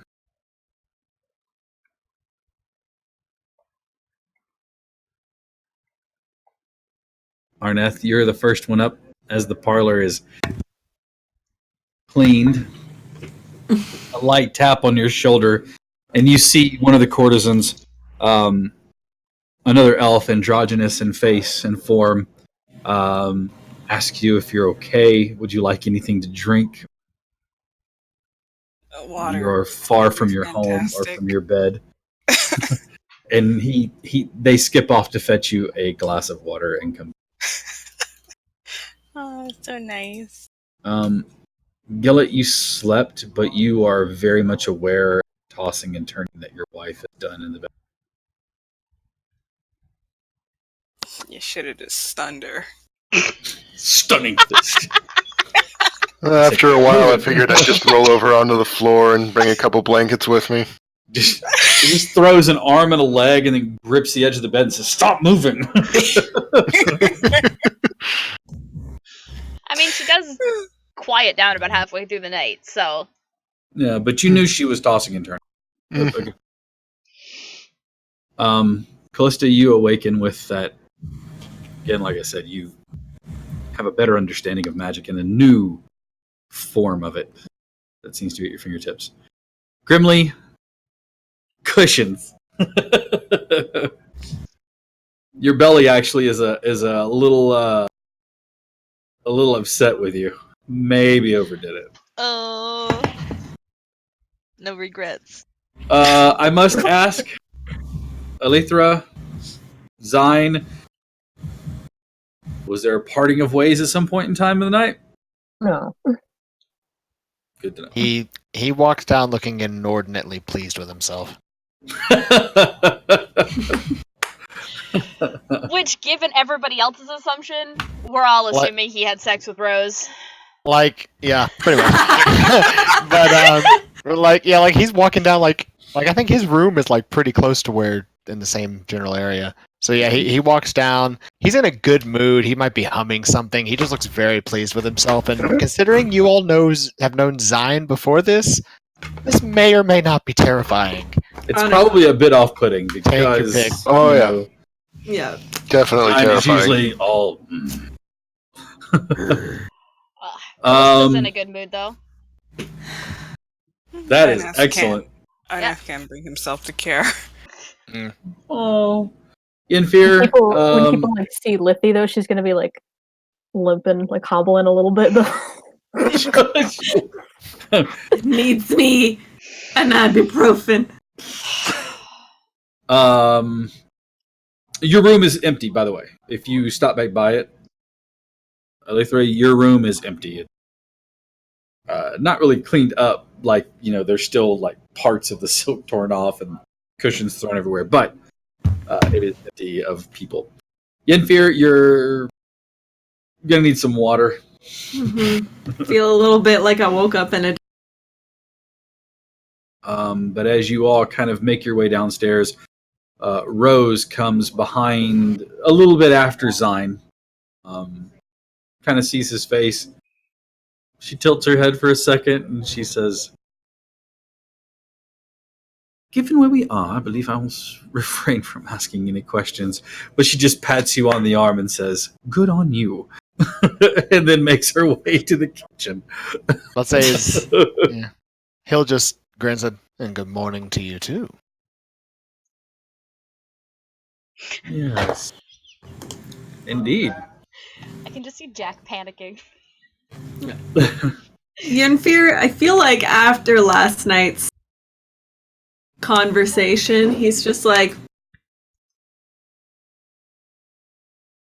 starting to really spend time thinking like, what do I want out of life? What does this mean? Yeah, like we've turned him into from disaster bard to emo bard. Oh my man. Introspective bard. Introspective just like, bard.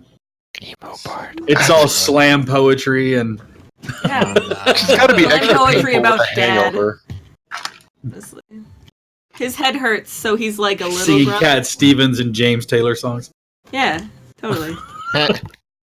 Anyway, during that morning, he'll walk over to Callista and just pat her on the shoulder. Quick, get her attention. Yes. Well, I found out what you wanted to know. Oh? Yes. Oh! Oh! It was a long and very exhausting interrogation, but I do believe I wore her down by morning. Can I roll an insight check to put 2 and 2 together?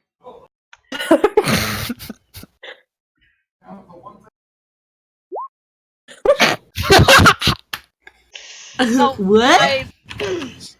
No. You're not oblivious, but it does take a moment because you're allowing information. Information. So you fucked her for information last night. Well, Could use a bit more tact, but essentially. yes, essentially. I mean, what else am I to do with several thousand years of experience? Teach. Honestly. I'm sure you could probably make quite a bit of money working here.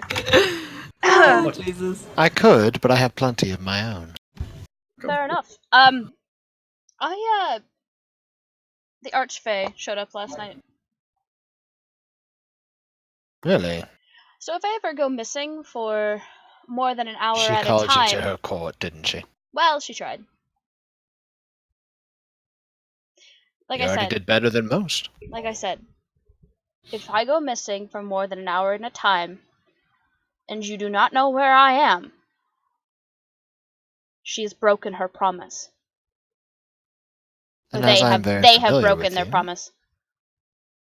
Yeah, it's a fae. You never know what they are. But the exact wording of the oath was, I swear fealty to the Archfey, that I will go to them without protest and worship them for an hour of time in the plane in which my body currently resides, which is this one. How often? Once a month. Any conditions to that? Just that I worship them unconditionally. Apparently, being a non-worshipper and not believing in any gods to begin with has made me interesting. Indeed. They wish for me to be for a lack of a better word, sycophant. Oh, Lord. Yeah, they're not gonna like Well- my brand of worship. It tends to involve flame and plenty of screaming. You think that? Well, I mean, when I start sacrificing the other sycophants, I really don't think she's gonna like it. You assume she will let you try. They're the one who said they wanted me to worship. This is how my people worship. Yes, but the thing with the Fae, they do what they wish. When they say worship, in the seat of their power, be prepared that they will more than likely mentally force you to worship the way they desire you to. Like I said, they can certainly try. Bacchanalian! I do take your warnings to heart. I'm not so foolish as to not believe you. I'm just saying they can try. They certainly will. But, to answer your question, she was in the process of being branded and escaped. So not part of that faction at all. That is unclear as of yet. She's very guarded. It doesn't seem suspect to you that somebody with those markings would show up after we, one, brought 3 people back from the dead whom they killed, 2, rescued the cleric that they had kidnapped, and 3, still hold all the pieces that they want. Shall I add a 4th condition to that? I mean, please, if you know something more that I should be aware of. I can eat her in a single bite. Okay, well that's not really... Maybe into that. That doesn't fall under the realm of suspicion. Am I suspicious? Yes. Not you. I am. Her. I know. I am suspicious of the circumstance. Okay. That it would just happen to be this way.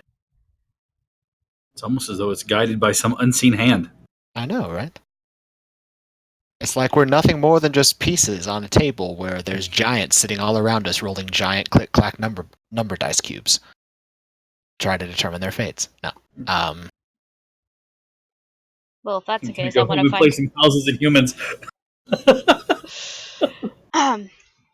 What are these gods? Humans rule the land. You may not have to drive on the left side of the street. That's a stupid rule. It's the rule of this realm. Alright. So are you two done powwowing? Maybe. Well, for now. She Yeah, wants to go it back to depends eating on her if- breakfast. Okay. Alright. Mostly because she's not sure what else they can talk about. Like, this is literally just, like, we gotta keep an eye on her. And then we gotta figure out where we need to take these relics, and we gotta find out where the fuck Ugdathar went, and do something about these archmages in town.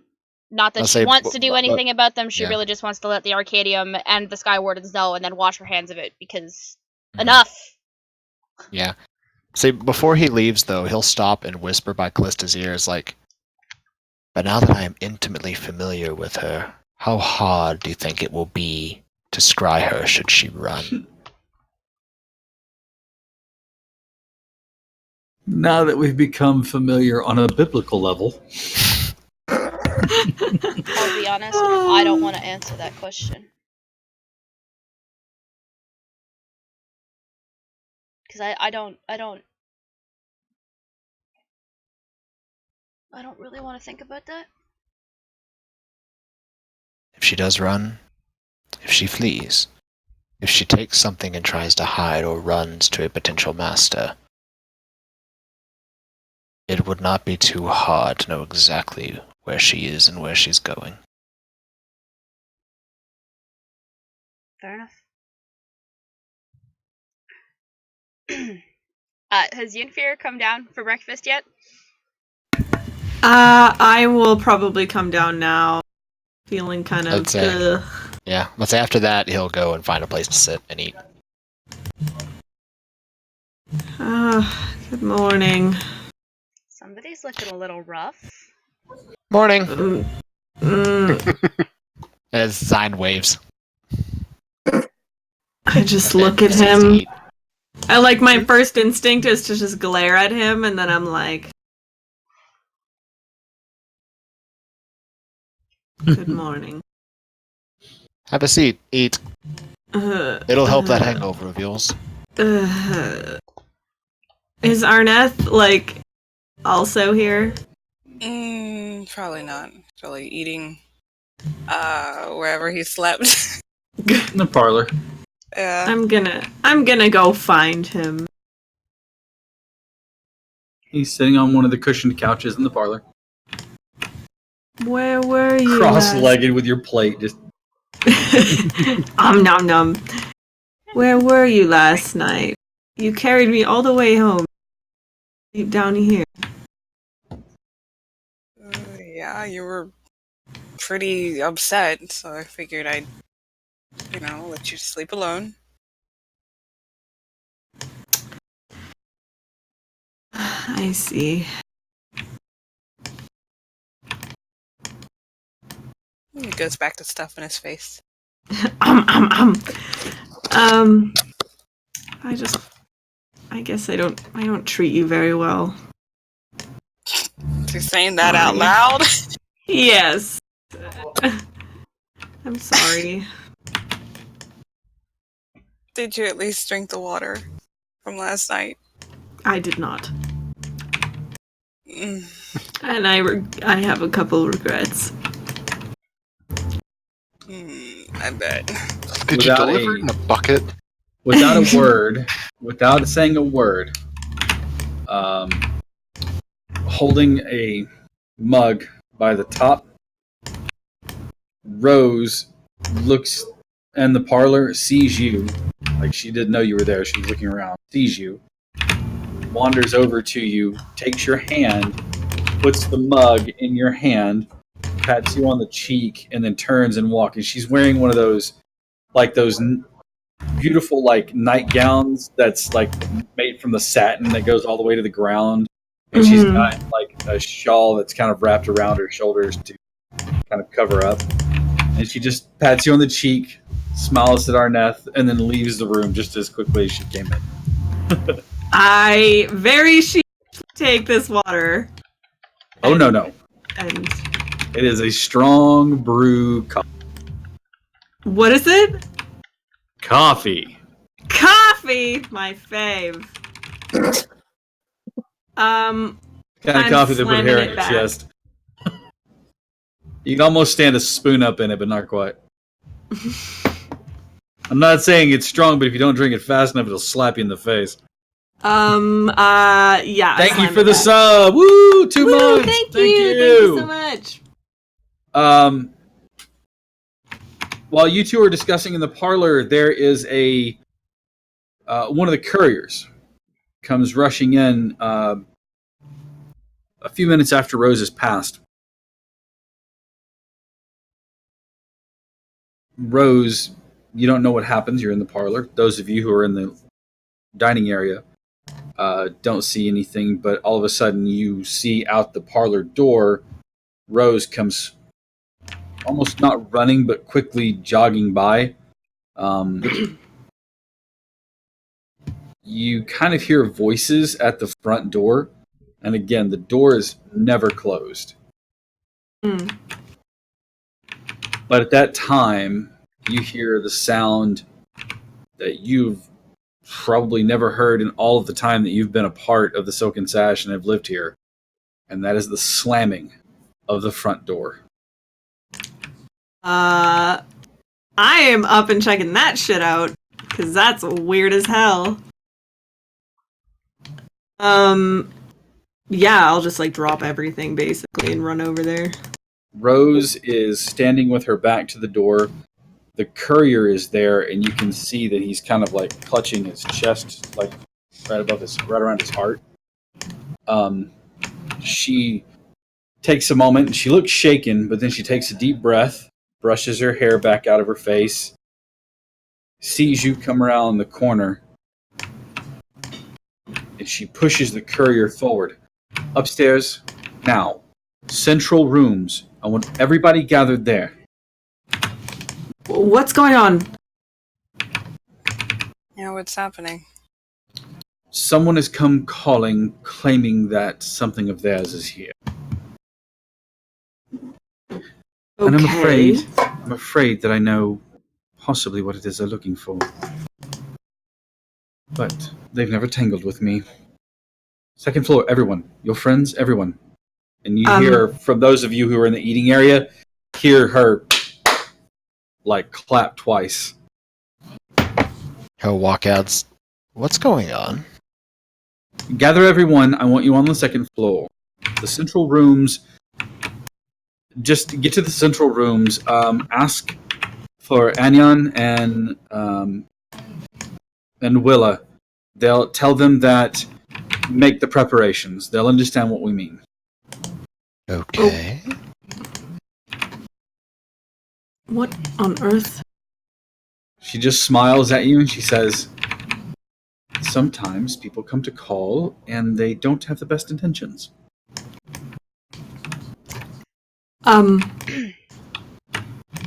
Okay. Where is Alethra right now? Are you in your room? Or are you downstairs? Anyone else? I went downstairs. Okay. Waddled back upstairs. Oh, it like repositioned everyone. I was Yep. like confused for a second. Yeah. It repositioned I'm everybody Gillet now. but me and Cap. We're the I'm only now two Arnett. that didn't move. Alrighty. All right, punching everybody, stuff change now. character sheets. Alright, I am let's do the it. dragon now. I lost Oh, no. internet. That's the Just that's the long new enough game. to It's drop just the- everybody swapping every round. I was Every like, session, you're somebody else's character. Oh Jesus All right. Christ! People start getting into fights over who gets to play the dragon. People get into fights over who gets to play Yenfear.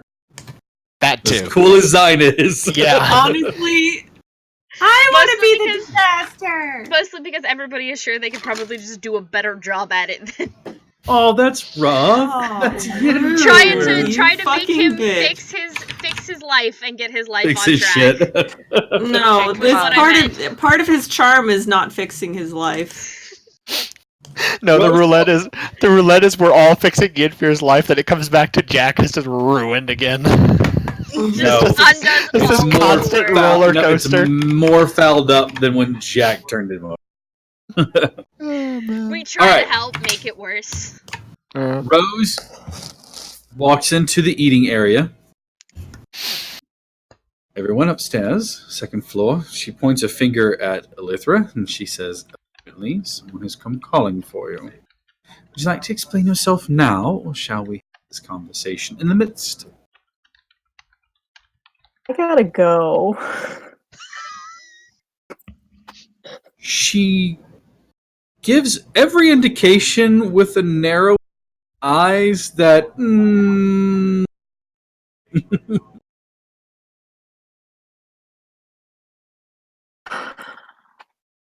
What do you want to know? You cut out, I'm sorry. What do you want to know? Who are they? What threat do they pose? What should I be aware of? They're archmages, Oh, Lovely. and we might be acquainted.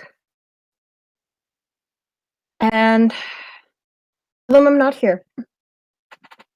You cut out completely on that last line, sorry. Tell them I'm not here.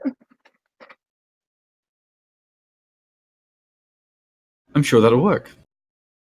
Oh, except it doesn't. I've already told them that. Listen.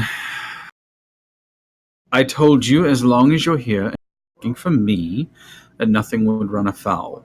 You will be protected. I have yet to break that promise, and I don't intend to do it today. Please get upstairs to the middle rooms. I'm sure that the preparations are underway.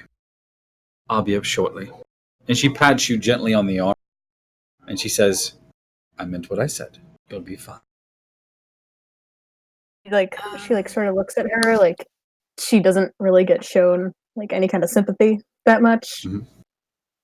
Like confused but grateful look. And then she goes upstairs. All right.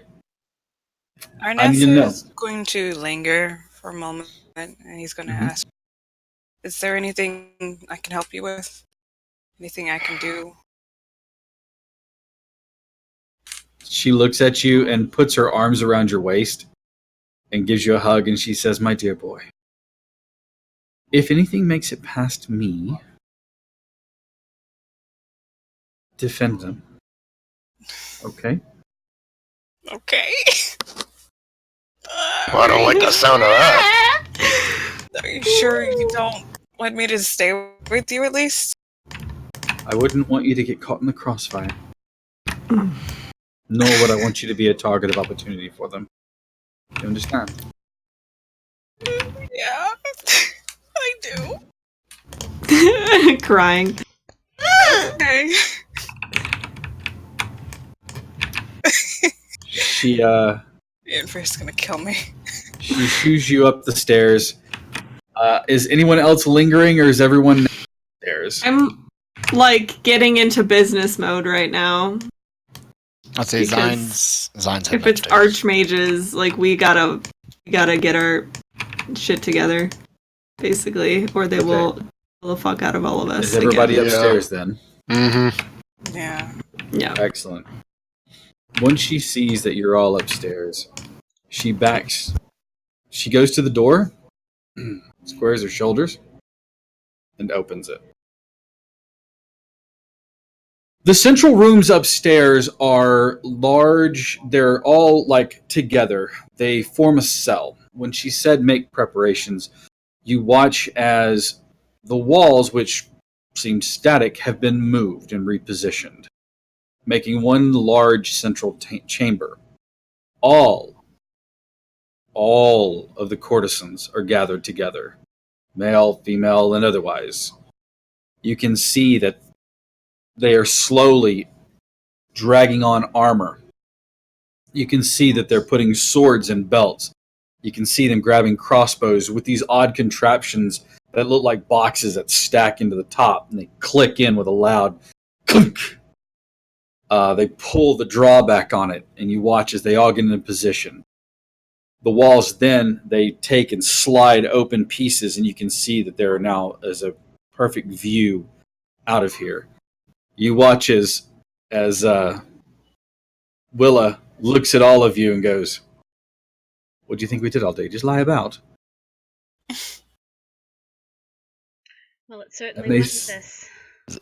Zine, despite being a human, has a very draconian grin on his face right now. As you all prepare, there's a that weighty silence falls on the entirety of the thing.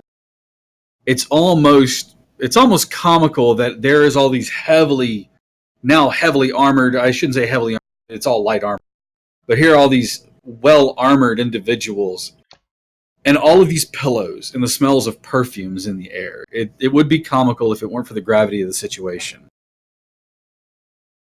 There is silence, and there is silence for a while.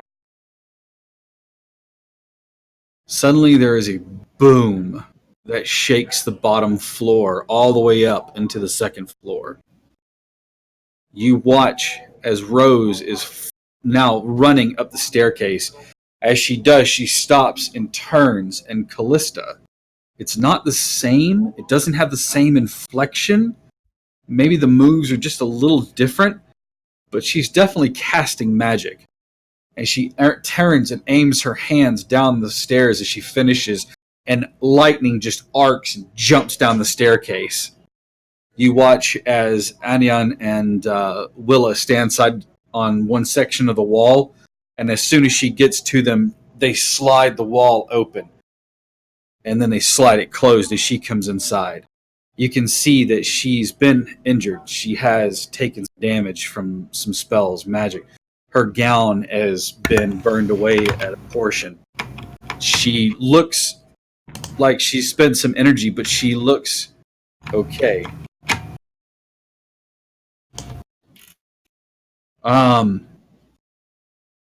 She puts her back and she goes, brushing the hair out of her face as she does. You can see there's like a black smudge on her face. She goes, "Well, that should give them a second thought about attacking the Sultan Sash. Although I will have to say we'll need to renovate the bottom floor. And she grimaces with pain as she kind of like leans against the wall heavily. I'm over there. All right. Casting healing word. Healing word. All right. Um, What level are you casting it at? let me open my sheet.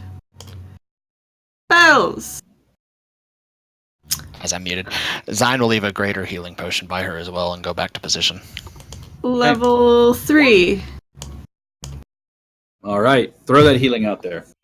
The room that you're in is 40 feet by 40 feet. It's a perfect square. Everybody is fitting in there comfortably. Nobody is pressed in. You can see that it is a perfect view to the kill box of the staircase. Anything that has to get in here is either going to have to come through the ceiling, through the third floor, down to you all, or it's going to have to come up the staircase and get blasted immediately. The walls behind the door behind you is not blocked off like this is. And you can see that there's an easy point of egress out the door if you guys need to run out.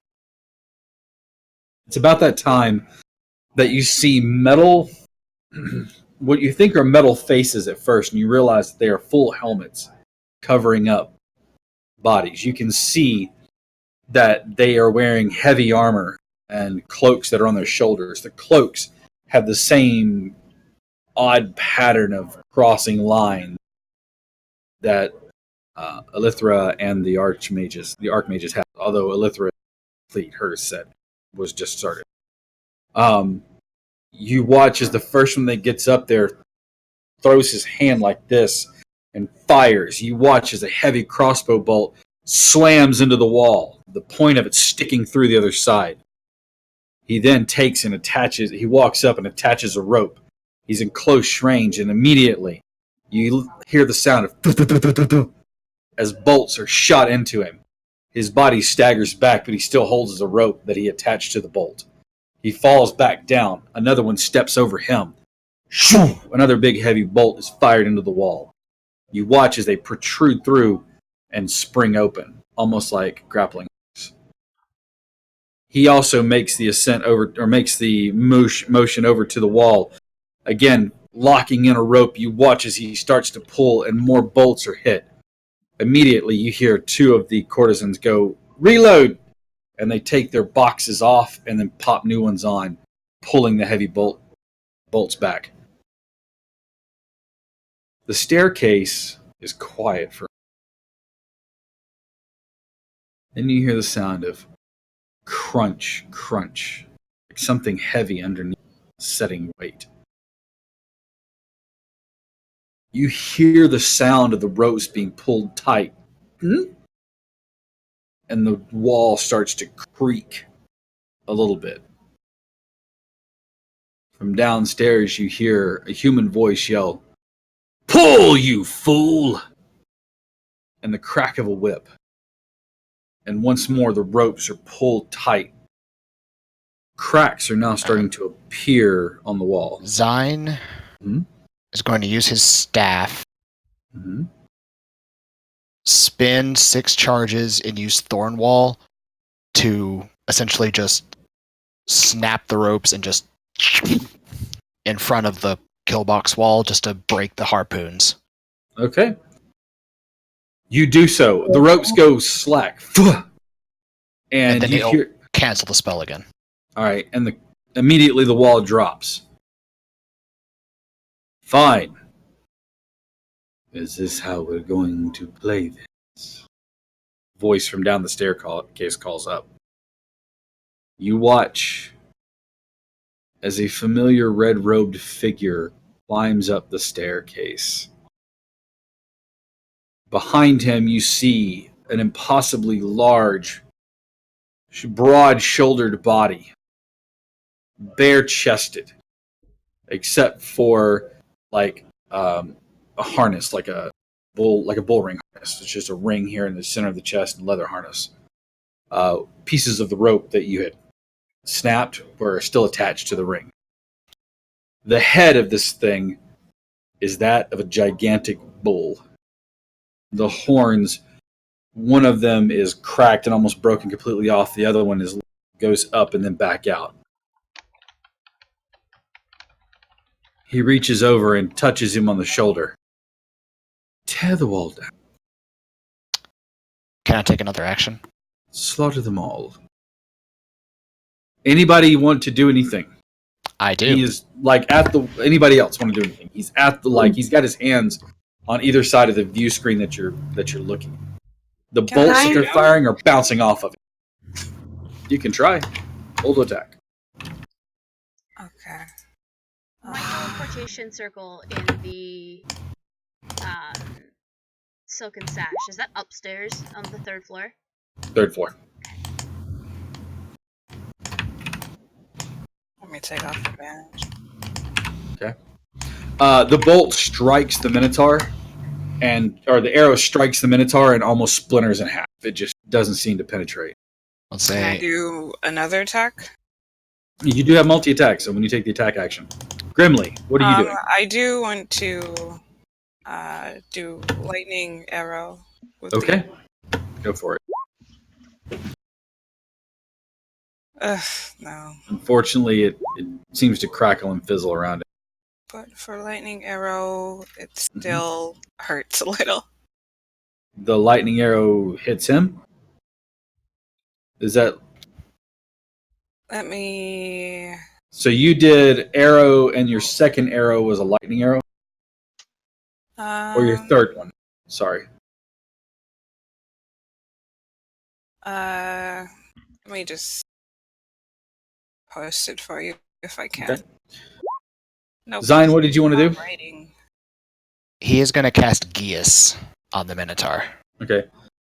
Look at your casting time. V, what are you doing? What's Grimly doing? This Minotaur is on wooden stairs? 1 minute. Yeah, that's right. There.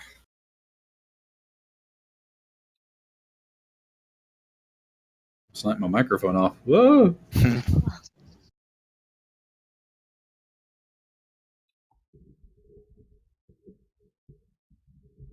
Go ahead and give me full damage on that. Yeah. Oh, that's the 20. Sorry. Basically, it's once he sees the Minotaur, he's going to start casting Geas. Okay. And depending on how long this person monologues, because all I need is a minute of time. Grimly, yes, they're standing on wood. The floor in here is wood. Elithra, what are you doing? Gonna hold for a minute. Like a full minute? Or just like... Just for a moment, she's gonna kind of... She knows that they're here for her, so she kind of like backs up. Up against the wall. Yenfir, what are you doing? I'm going to cast stick static. Oh, whoops. Take the first one. Okay. 16, huh? Yeah. Alright, give me a second here. Nice! Rip.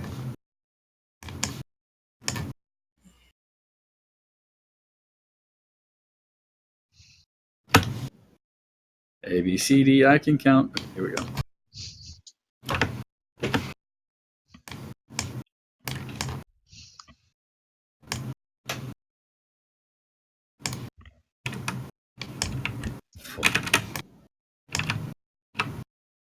Basically, Oh, basically during this, though, Zion is going to say, just keep him talking. I need a minute.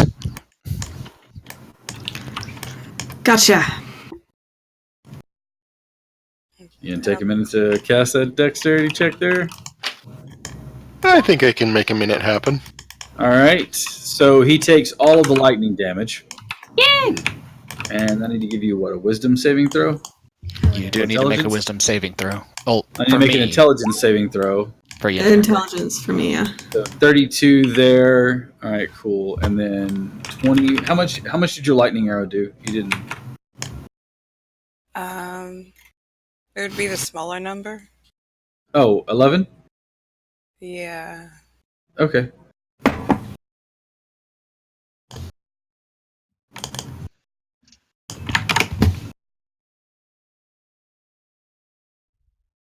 Okay. Cool. So 11 damage. All right. All right. The Minotaur seems to take each one of those strokes, and he's just still trying to pull the wall down. All right. And what are you going to do to keep him talking? This is only a few seconds. So. I'll say Zyme would have started casting when he saw the Minotaur start coming up the stairs. So however long. It's still only just a few seconds. I mean, yeah, no. Say however long that time frame was. Sure. Ask him what color his eyes are.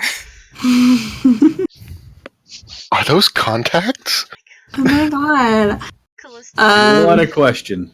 Callista is going to pull Gillet down, Mhm. and to everybody else, it's going to look like that last desperate kiss before they go into battle.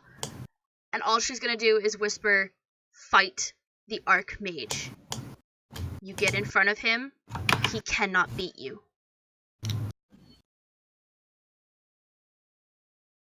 Okay. And then teleports you. And then, well, not quite, because then she's casting Dimension Door, and they're going to the bottom of the stairs. Rippity doo-dah. Which would Good be nice. right behind the Archmage. Yeah, pretty close to it. Yeah. All right. Before we get into too many more shenanigans,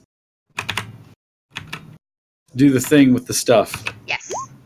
Yeah. Ah, yes. The thing with the stuff. Wait. And Gillet, I Hey. can just roll it again, Gillet. Baby goes first. I don't have a pog, so I'm just gonna. Okay. Can't believe Gillet got 9.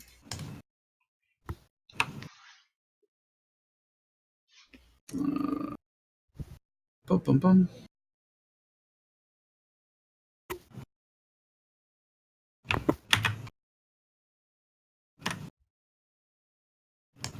How'd you like that? See, I'm smart. How do you like them apples? And need to add one more character to the sheet screen thingy here.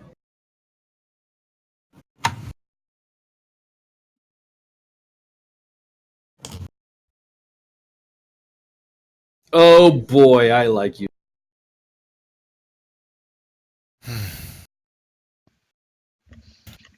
It's okay. Yes. Let's go. Adventure.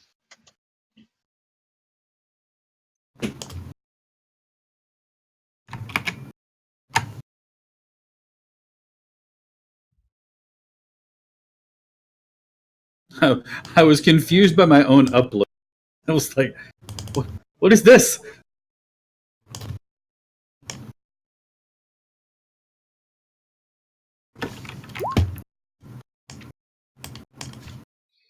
Okay. that is a whole lot of 12s.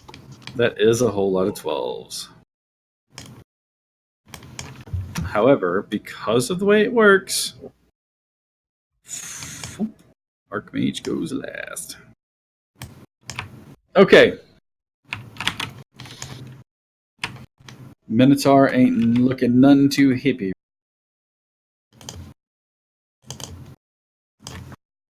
So, I'm gonna ask a stupid question. Okay. Is it just the Archmage and the Minotaur, or did Gillet and I just walk into a bunch of other shit? Just walked into a bunch of other shit. Yeah, of course. Just fireball everything. Yeah, that was kind of my next intention, so... Which, as you guys appear downstairs, you can see that the downstairs has been blasted. It looks like something went off down here. Like, completely blown up. I want to remind everybody that this is all Liffy's fault. I mean, Don't the remind Archmages them. are hunting us too, so I wouldn't completely Yeah. blame yourself. Well, Don't remind them. They'll know.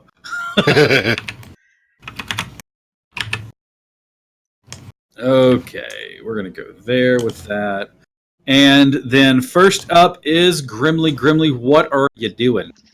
I want to cast Flame Strike just behind the Minotaur. Ooh, that's gross. Okay. Like catch him in it and then see if I can destroy some of the stairs. Okay. I know that sucks. He like looks at Rose and he's like, sorry. Now remember that you guys saw the Archmage touch the Minotaur Ah, and say tear down the stairs I thought or it tear said down the wall. I mean, and kill them all. So you guys are now. That means that Callista and Gillet are downstairs, but the Archmage and the Minotaur upstairs. It's not a long flight of stairs. You can make it up. I just want to make sure that we're clear on that. All right. Could So I you're catch the Archmage in this as well then, or no? yeah. Because what's the range? What's the area of effect on it? 10-foot radius, 40-foot Yep. high. Yeah, because of how the stairs come up and look at the wall that you're using as protection. Perfect. Okay. I'm gonna do this at this level. Oh, that's unfortunate. Ooh. That's really unfortunate. Son of... Yeah.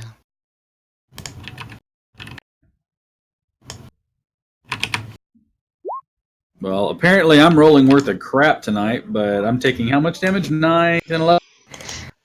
Yeah. Oh, wait. I forgot. I have advantage on those. Look at all those ones. Oh, wait. I already rolled with Look advantage. at all It's those chickens. Look at all those ones. Because I rolled a nat 20 on my initiative. I needed to give me a critical one on thinking All right. crying. All right. Excellent. Is that it? Big old boom to the room. Big ol' sad More like a beep. It went. All right, Callista. nervous All because right, it's the so Archmage. what is surrounding me? All right, as you look around the bottom floor, you see what appears to be a human. He is wearing like a chainmail hauberk. On the hauberk, you see what appears to be a holy symbol. In his hand, he is carrying a flail, stick, chain, big, like mace-looking head, and a shield. The shield has the same emblazoned holy symbol that he has on it.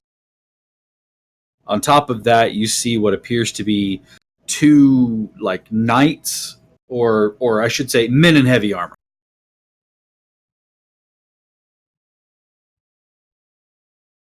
All right. Mm-hmm.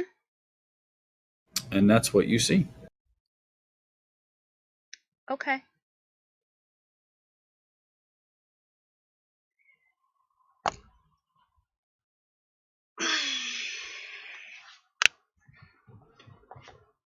Well, no time like the present.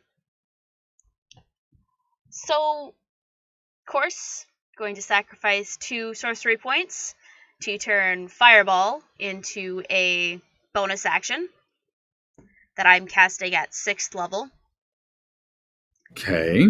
centered on the people downstairs. All right. They are clustered together in what was formerly the parlor and is now a debris-filled room with feathers kind of still floating around in there. So you're centering it on them. Oh, yeah. Alrighty then.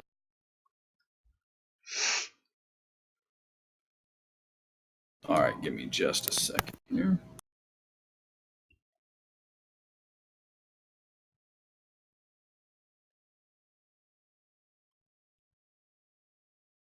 Those are some pretty good numbers. Your wife don't fuck around.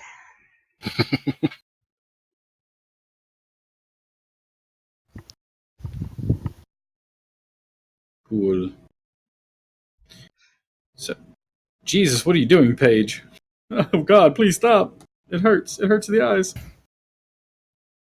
All right, and then let me grab my other two guys.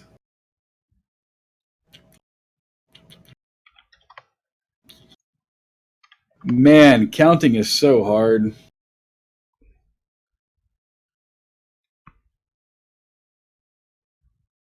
Reading is what I meant to say, but reading's hard too.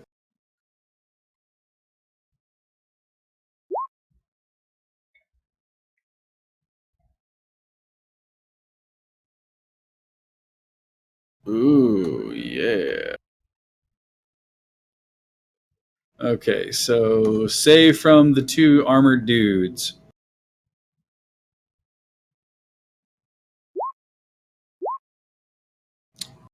Sucks for them. Save from this guy. Okay. They're all taking that much damage. Okay.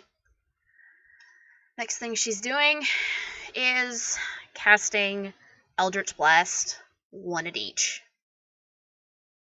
As an action, because you quickened Fireball. Okay, good deal.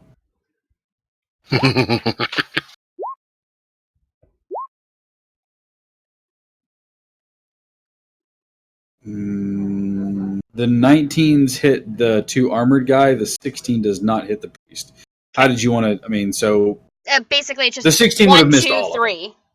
Yeah, So the whoever's 16 in would the have middle missed is any not of them. getting hit, which I'm assuming is the priest. Right. Or So the we'll paladin. say- I have him written down as a paladin, but could be Sure. a priest. So 3 and 10. All right.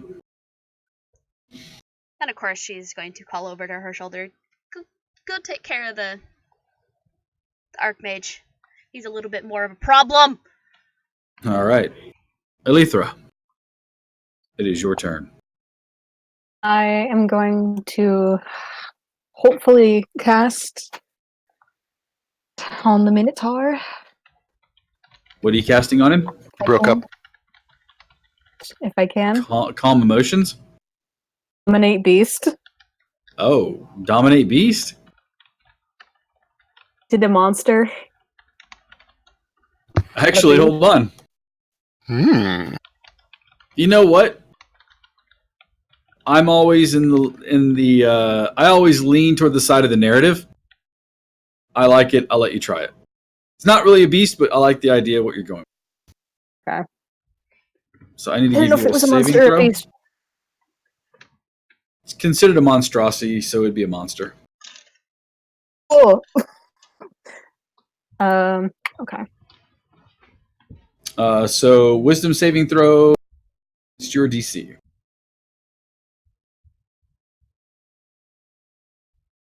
Yeah, wisdom saving throw. So let me give a wisdom saving throw here. Your DC is 8 plus proficiency plus casting.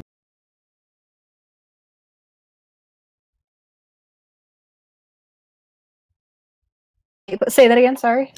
Your proficiency, your casting modifier, your DC, now that I can actually use words, is 8 plus your proficiency plus your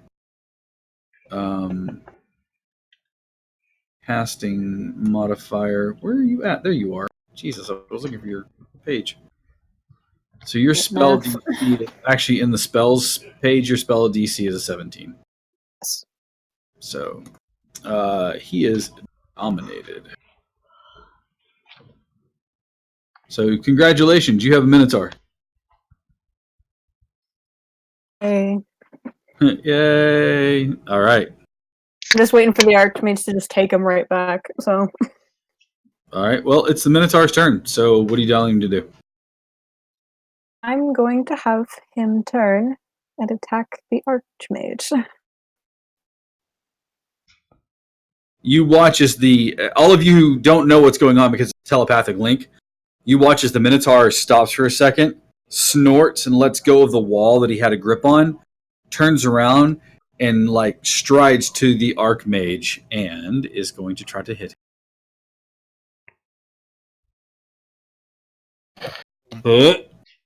Yeah. I just vomited a little bit there. Yeah. Oh my.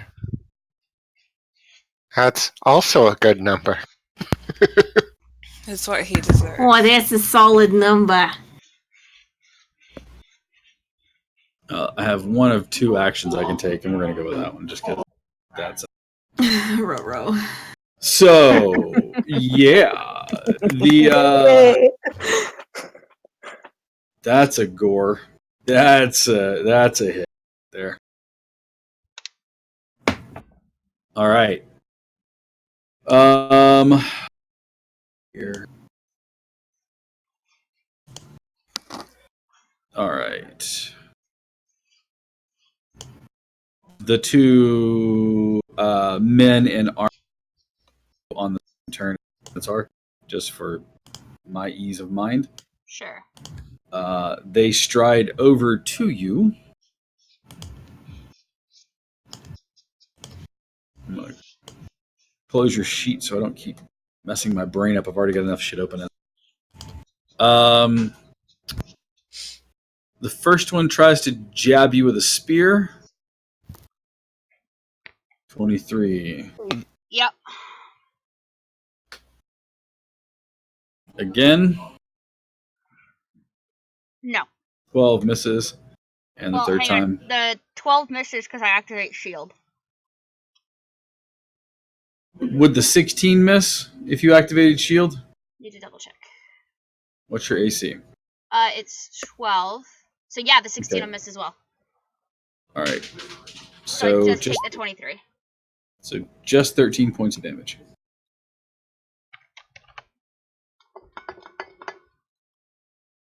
All right. The other one walks over and he is going to try to hit you with a spear. Miss. Miss. And the third thing he does, though, is hit you with a shield. 15, though, at this point in time will miss, won't it? Because your AC is a 17. 17. Right. Because that stays up until the end of or the start of your next turn, doesn't it? Yep. All right.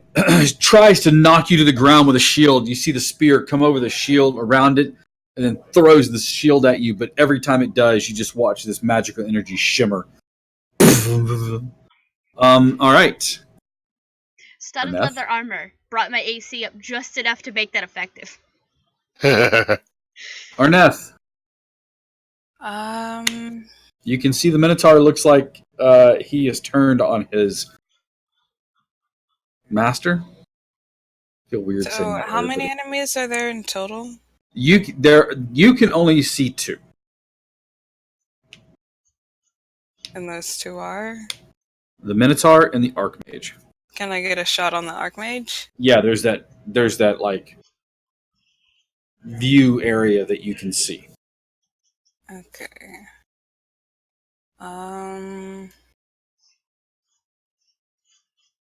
Yeah. I'm gonna shoot him, and I'm also going to. Gillett isn't there, right? We're both No. downstairs.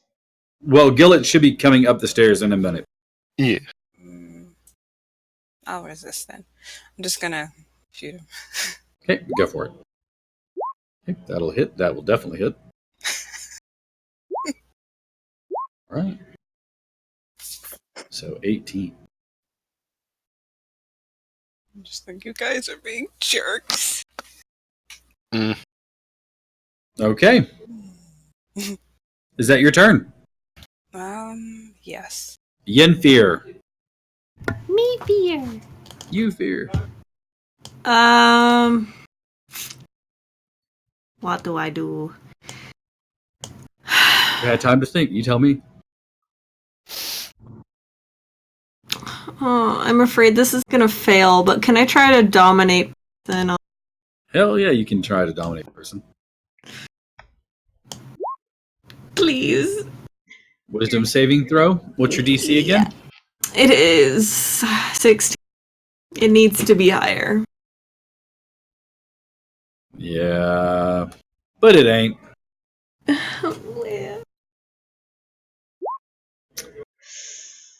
That With was advantage at the 24. Ow. Well, guess I'll just fucking lay down and die.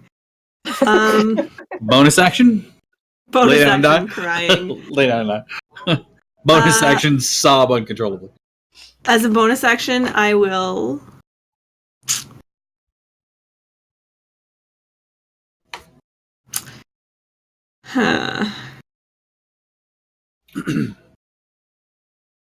Is it just Gillet and Callista down the stairs now? That is it. I will inspire Gillet. You can't see Gillet. I can't see him? No, but you don't need to. He just needs to hear you. Because if I'm not mistaken, the way it works is they must be able to hear you to get your inspiration. It's a 30-foot radius. 60. 60 foot. Then I'm going to say he can hear you within that 60 feet. As you yell at the top of your lungs, "Fight harder! Do something! Kick them in places!" Yeah. All right. Then it is Gillet's turn. Well,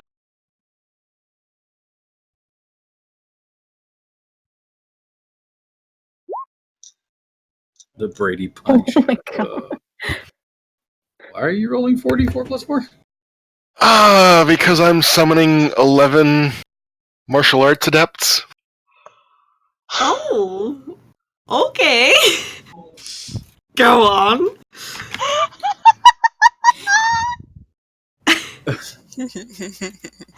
Cap is like, excuse me. He's learning from Zine. Wait. I'm pulling the aesthetic. How? Like, are they just copies of you, or are you like whistling like a loon, like Nancy's phone, and all of a sudden, just 11 adepts appear? It's like There's springing over this the huge group of people that just follow Gillet around at like a really far distance until entourage. he whistles. They just live in the wall. He just holds his hands up and goes. Show up till needed. He's just living his Naruto life. Kagebunshi no Bushu. I quit. He just raises his hand and goes, "Kill!" And they just all run in front. I was imagining just a large shout, and then all of them just pop out of hammer space. Yeah. You Keep them stored in a bag of holding. You take a quick second to do like just a couple of moves, and you watch as all around you these shimmering images that look kind of like you, but not quite. They're not really formed of anything, but they just sort of appear, and you watch as they start just waylaying into things. Do they have your stats? No, they have the stats from Volo's guide, which I have pulled up here.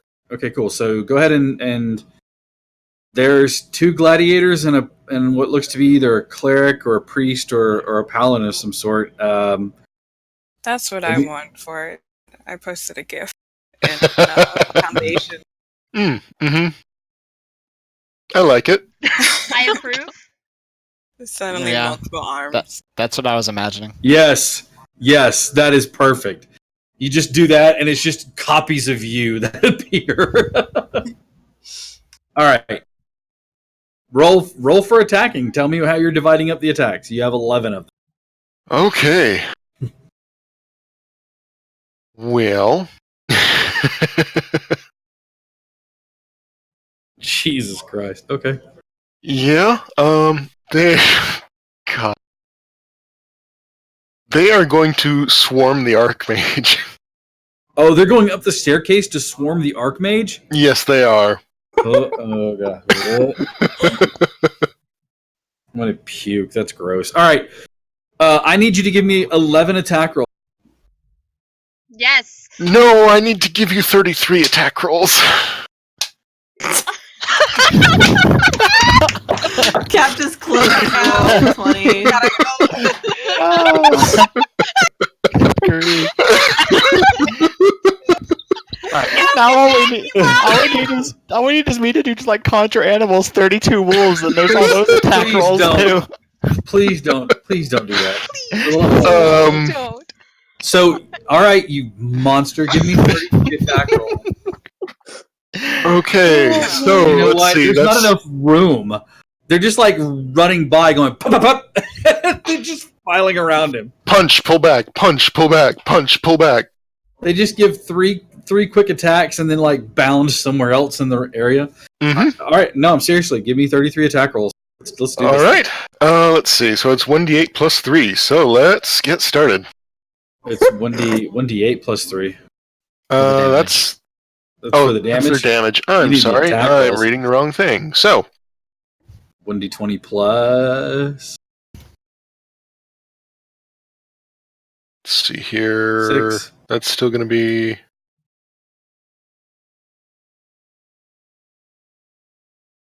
Should be 6.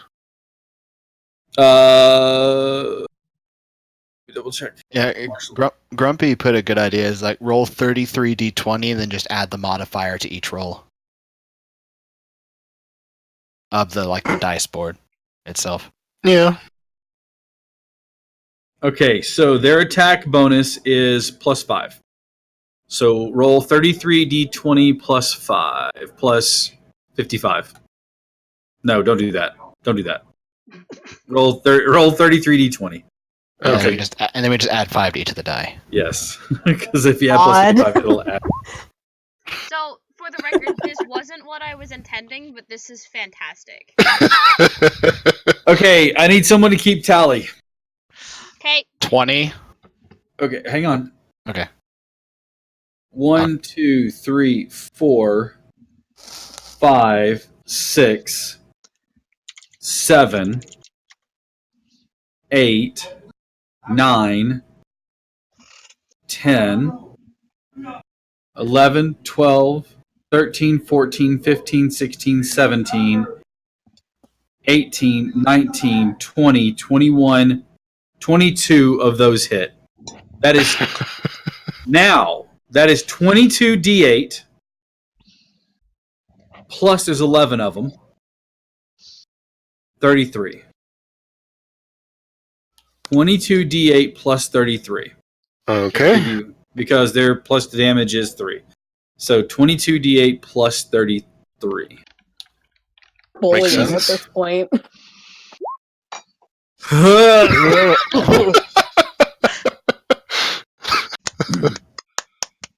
Let's see how good my storytelling is. You take a moment and bring your hands together, focusing, your eyes closed. You've been building up in all of your meditation to this moment where you can divide your soul into these multiple versions of yourself that aren't quite as powerful alone, but together they are a storm, a thunderous cacophony, a blast of power.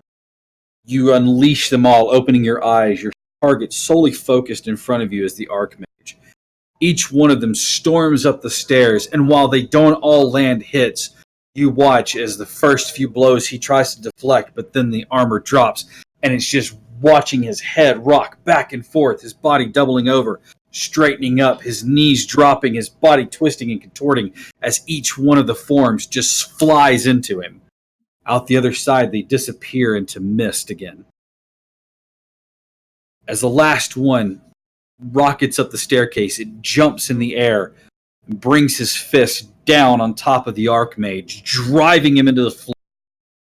As it stands up, it turns and bows to you and then dissipates. The Archmage is a pulp on the floor. His body is broken and twisted on the floor with the staircase there.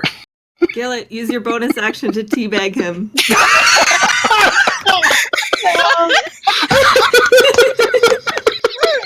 I approve of this. I think Callista's gonna look up over her shoulder and watch that happen and be like, what the fuck? Whoa, what the fuck?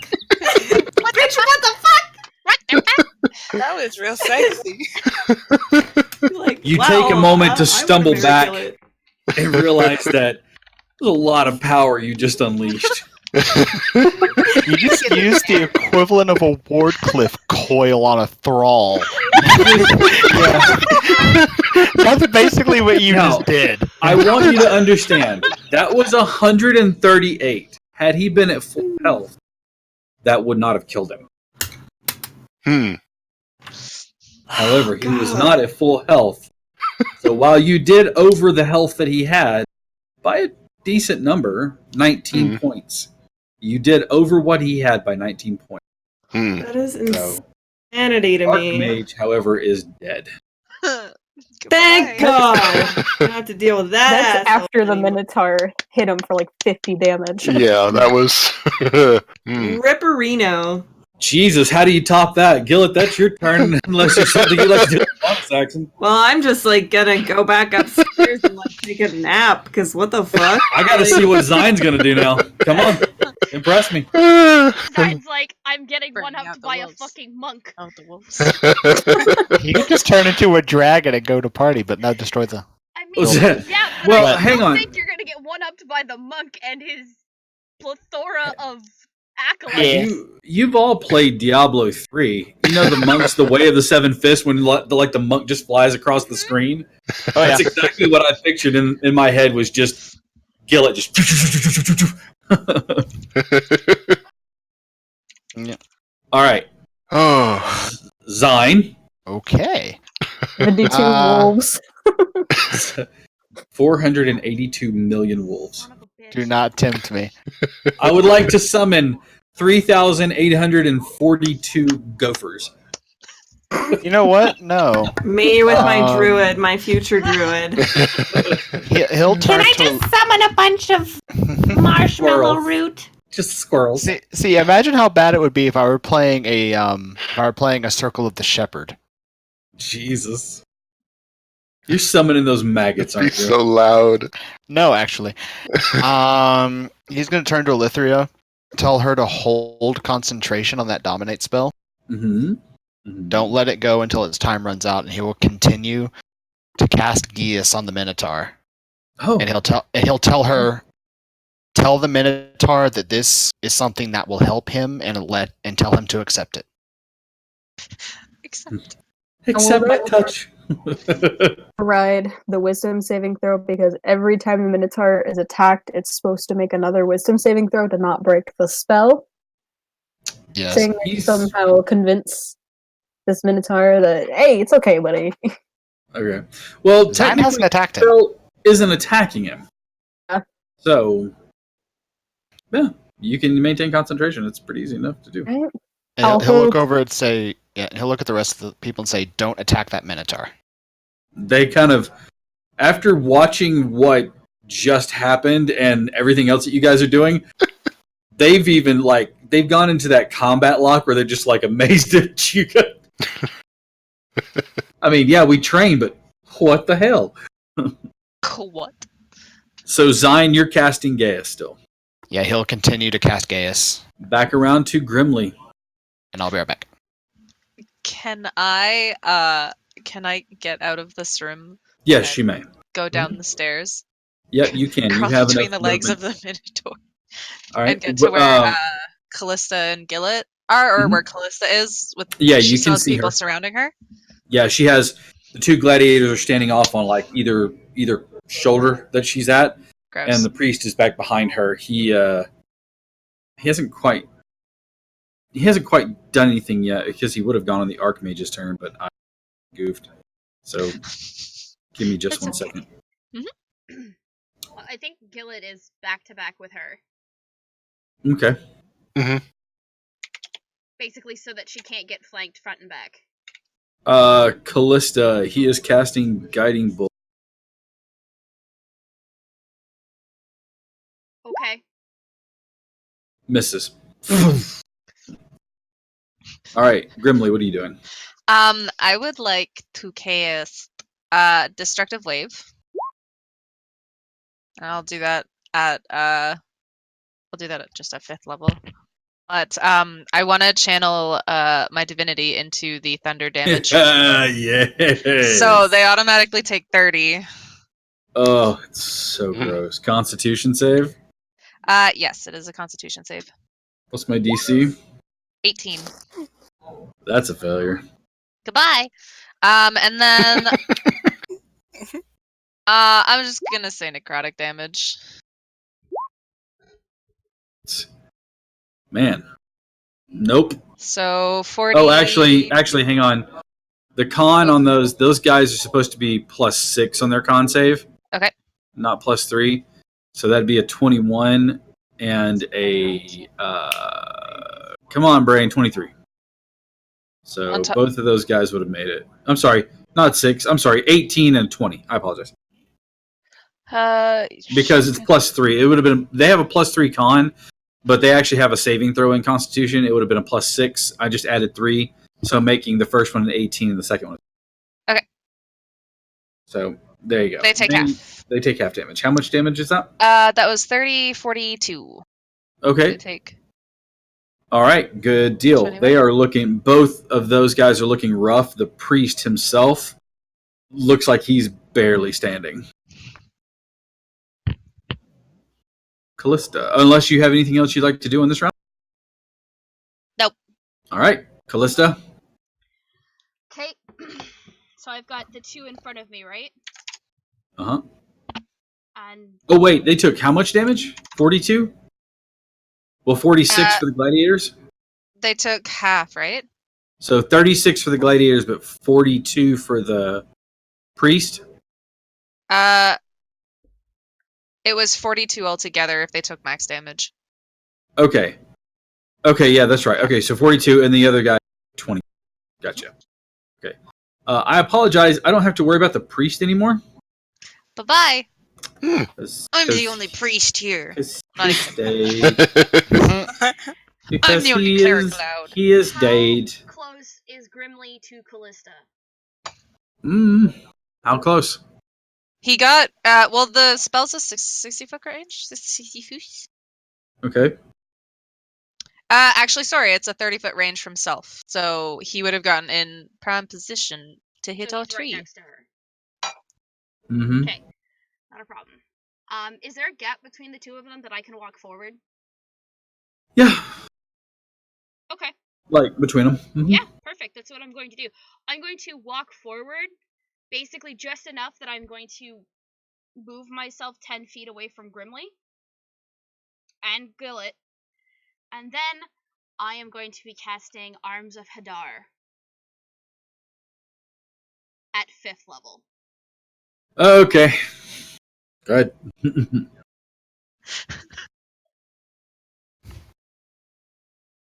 Okay. Strength saves. Which I know they Cool. probably got in spades, but you never know. Lord. So half damage from 23. Yep, and he can take reactions. The other one cannot take reactions and takes full damage. It's okay. They've been fireball, destructive waved, hit. Yeah, they're both of them stagger back as you do this, and it's like the arms whip around and beat the garbage out of them, and eventually you watch as they're just like crushed under the weight of it. Both of the gladiators falling dead. You still have the Minotaur under your control for now.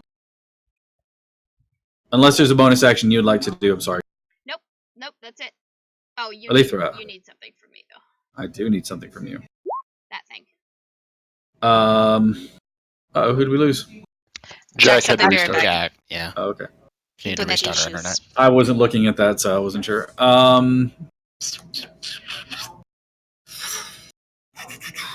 Please don't mind the fact that Arneth is currently half on one side and half on the other. This will get resolved shortly.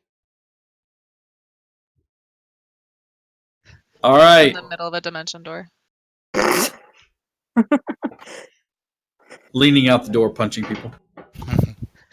Leaning out the door, shooting people. I have done that with Dimension Door before.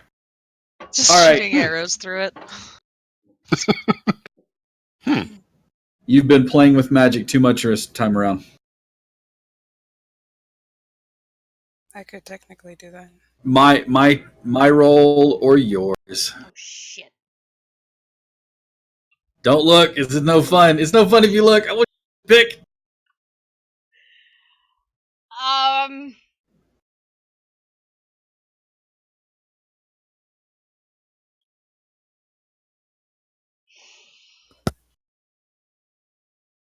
I'll take mine. Aw, you're no fun. Yeah, but mine's a little bit funnier. I just don't want to summon any more shit in this Okay, room. then I will take yours. I will take yours to save you the hassle of summoning more things into the room. Okay. That should basically be empty because we're downstairs. Yep. As you finish casting the spell, twisting the weave to do what you want it to, and forcing your will on it, your hands tingle and your eyes blaze for a second.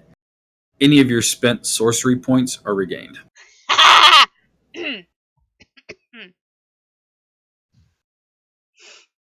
All right. So, Elithra, you're just going to keep hold of the spell. That's what you're doing this time around. Or are you Yes, doing I'm gonna anything else? hold concentration. Okay. Minotaur doesn't get his wisdom save because nothing is trying to damage him. Arneth, everything as far as the Minotaur. And we're going to go ahead and pull out of combat for that because the Minotaur is going to maintain that unless it's it. The Gaius spell goes off. What does that spell do? What are you doing? He is now my thrall for a month. Okay. If I'd cast it at higher level, it'd last for a year. As you finish casting your spell, what do you want to tell Elithra? Well, I mean, our spells would have basically shifted. Like hers would have dropped concentration, just like. So you just tell her half basically to mine. lose the spell. Yeah. As you do, he walks over to you, stomping, takes the great axe off of his back, or off of his shoulder, and slams the head down to the ground, looks at you, and just bends the knee in front of you. You did well. Tell me, my noble warrior, what is your name? Bastus. Bastus. Yes. Very well. For now, your job is to guard these people here until I have other work for you. Guard them. Yes. I will. And you will be treated well. Serve me well, you will be rewarded. Yes. Rose stands up from where she was sitting. You can see that she's still spent. She walks over to you, Yenfir, and tucks her hand in. Sorry, Jack's not back yet. No. Tucks a hand into Yenfir's jacket or to his shirt. They destroyed my home, tried to kill my people. You find every last one of them. Did you make? Zion will grin over at Rose, assuming he hears this. Mm-hmm. Yeah, she wasn't quiet about it. Yeah, he'll pat the Minotaur on the shoulder and said, "Why do you think I now have this nice big old friend with us?" Hopefully they won't come Welcome. back here. In the meantime, Yes, he'll look through and it's like, and thank you. You'll have a reward as well. in the meantime, she looks at you and goes, "In the meantime, might I use him to help repair Repairs? things?" He'll look back at the Minotaur and say, "Well, other than guarding, I will also ask you to help with the heavy lifting for them." Yes. Lifting. Good. As And, Rose... He'll also go to the Archmage, Mhm. and he will essentially take his stuff. Pilfer. Yeah. Spellbook. An interesting looking dagger Mm-hmm. that has a little dragon on the pommel. Write that down. Mm-hmm. And just a few coins, 10 gold. Not much. Okay. So Archmage. Archmage, spellbook, Mhm. dragon hilt, dagger, and how much gold? 10. At least right here on him. Okay. Yep. He knew what he was doing. He wasn't carrying a bunch of stuff on him. What about that? What Lippy's about going that to. robe, though? We'll give him to the robe in just a second. What were you gonna do? And I She's saw gonna Maddie. walk I saw over your to hand. his corpse and spit on him. Absolutely. Maddie, did you want to do something? Well, are any of the support beams looking kind of like rough, like they might crack under the pressure? Not really. I mean, the primary structure, like the load-bearing walls and all that stuff, seem to be pretty dense and pretty hefty. Like they took it. Most of the damage has been more of like the walls and some of the windows and some of the other parts of the kitchen. Things like that. Okay. So for ease of weatherproofing the building again, she's just gonna kind of go over to the windows and just slowly run her hand across it, casting mending. And she just keeps doing that for every single window. Okay. And Each basically casting and mending weatherproofs. takes a few moments. Yeah, it takes a okay. minute. So, that's just she's gonna start doing what repairs she can. Mm-hmm. Like some of the silk as she comes across it, she uses prestidigitation to clean it. Basically, I now have thaumaturgy, prestidigitation, and mending. I can literally Nice. clean everything. So, Rose retires up to her room, and when she comes back down, you see her wearing like a breastplate, and you see across her back, like across the length of her back, a thin blade. Probably the blade of it's about that wide, but the handle of it's very, very delicate. She has her hand on it, and she says, "We've got it from here, and if any more should come, they'll rue the day. Like I said, all of you, find them. Route them to the final one. Not in my home and not in my city. Do you understand?" Yes, Excellent. Yes, And as you guys go out on pursuit, instead of being hunted, we're going to call it a night. Yep, what do you want to do? One thing, just before we do that, she's gonna look at Gillet and then ask, "So, how many archmages do you think it would be to suffice to bring back to your family?" I can think of no stronger beast. Are you gonna carry their heads around? Damn right I am. There's a jar of pulp. Gross. Pop it up. This one's easily attached. Yeah. It was, I will go. Sorry, go ahead. I will go over the items with you guys offline that you do find on him. The robe is significant. But with that in mind, I want to thank everybody, including Maddie and Eric and Mully and Steve and V and Chief and Jack, who just appeared again. That was a blast. What's up? sometimes we just have RP, and sometimes we have episodes where we RP and fade to black over certain things. Mm-hmm.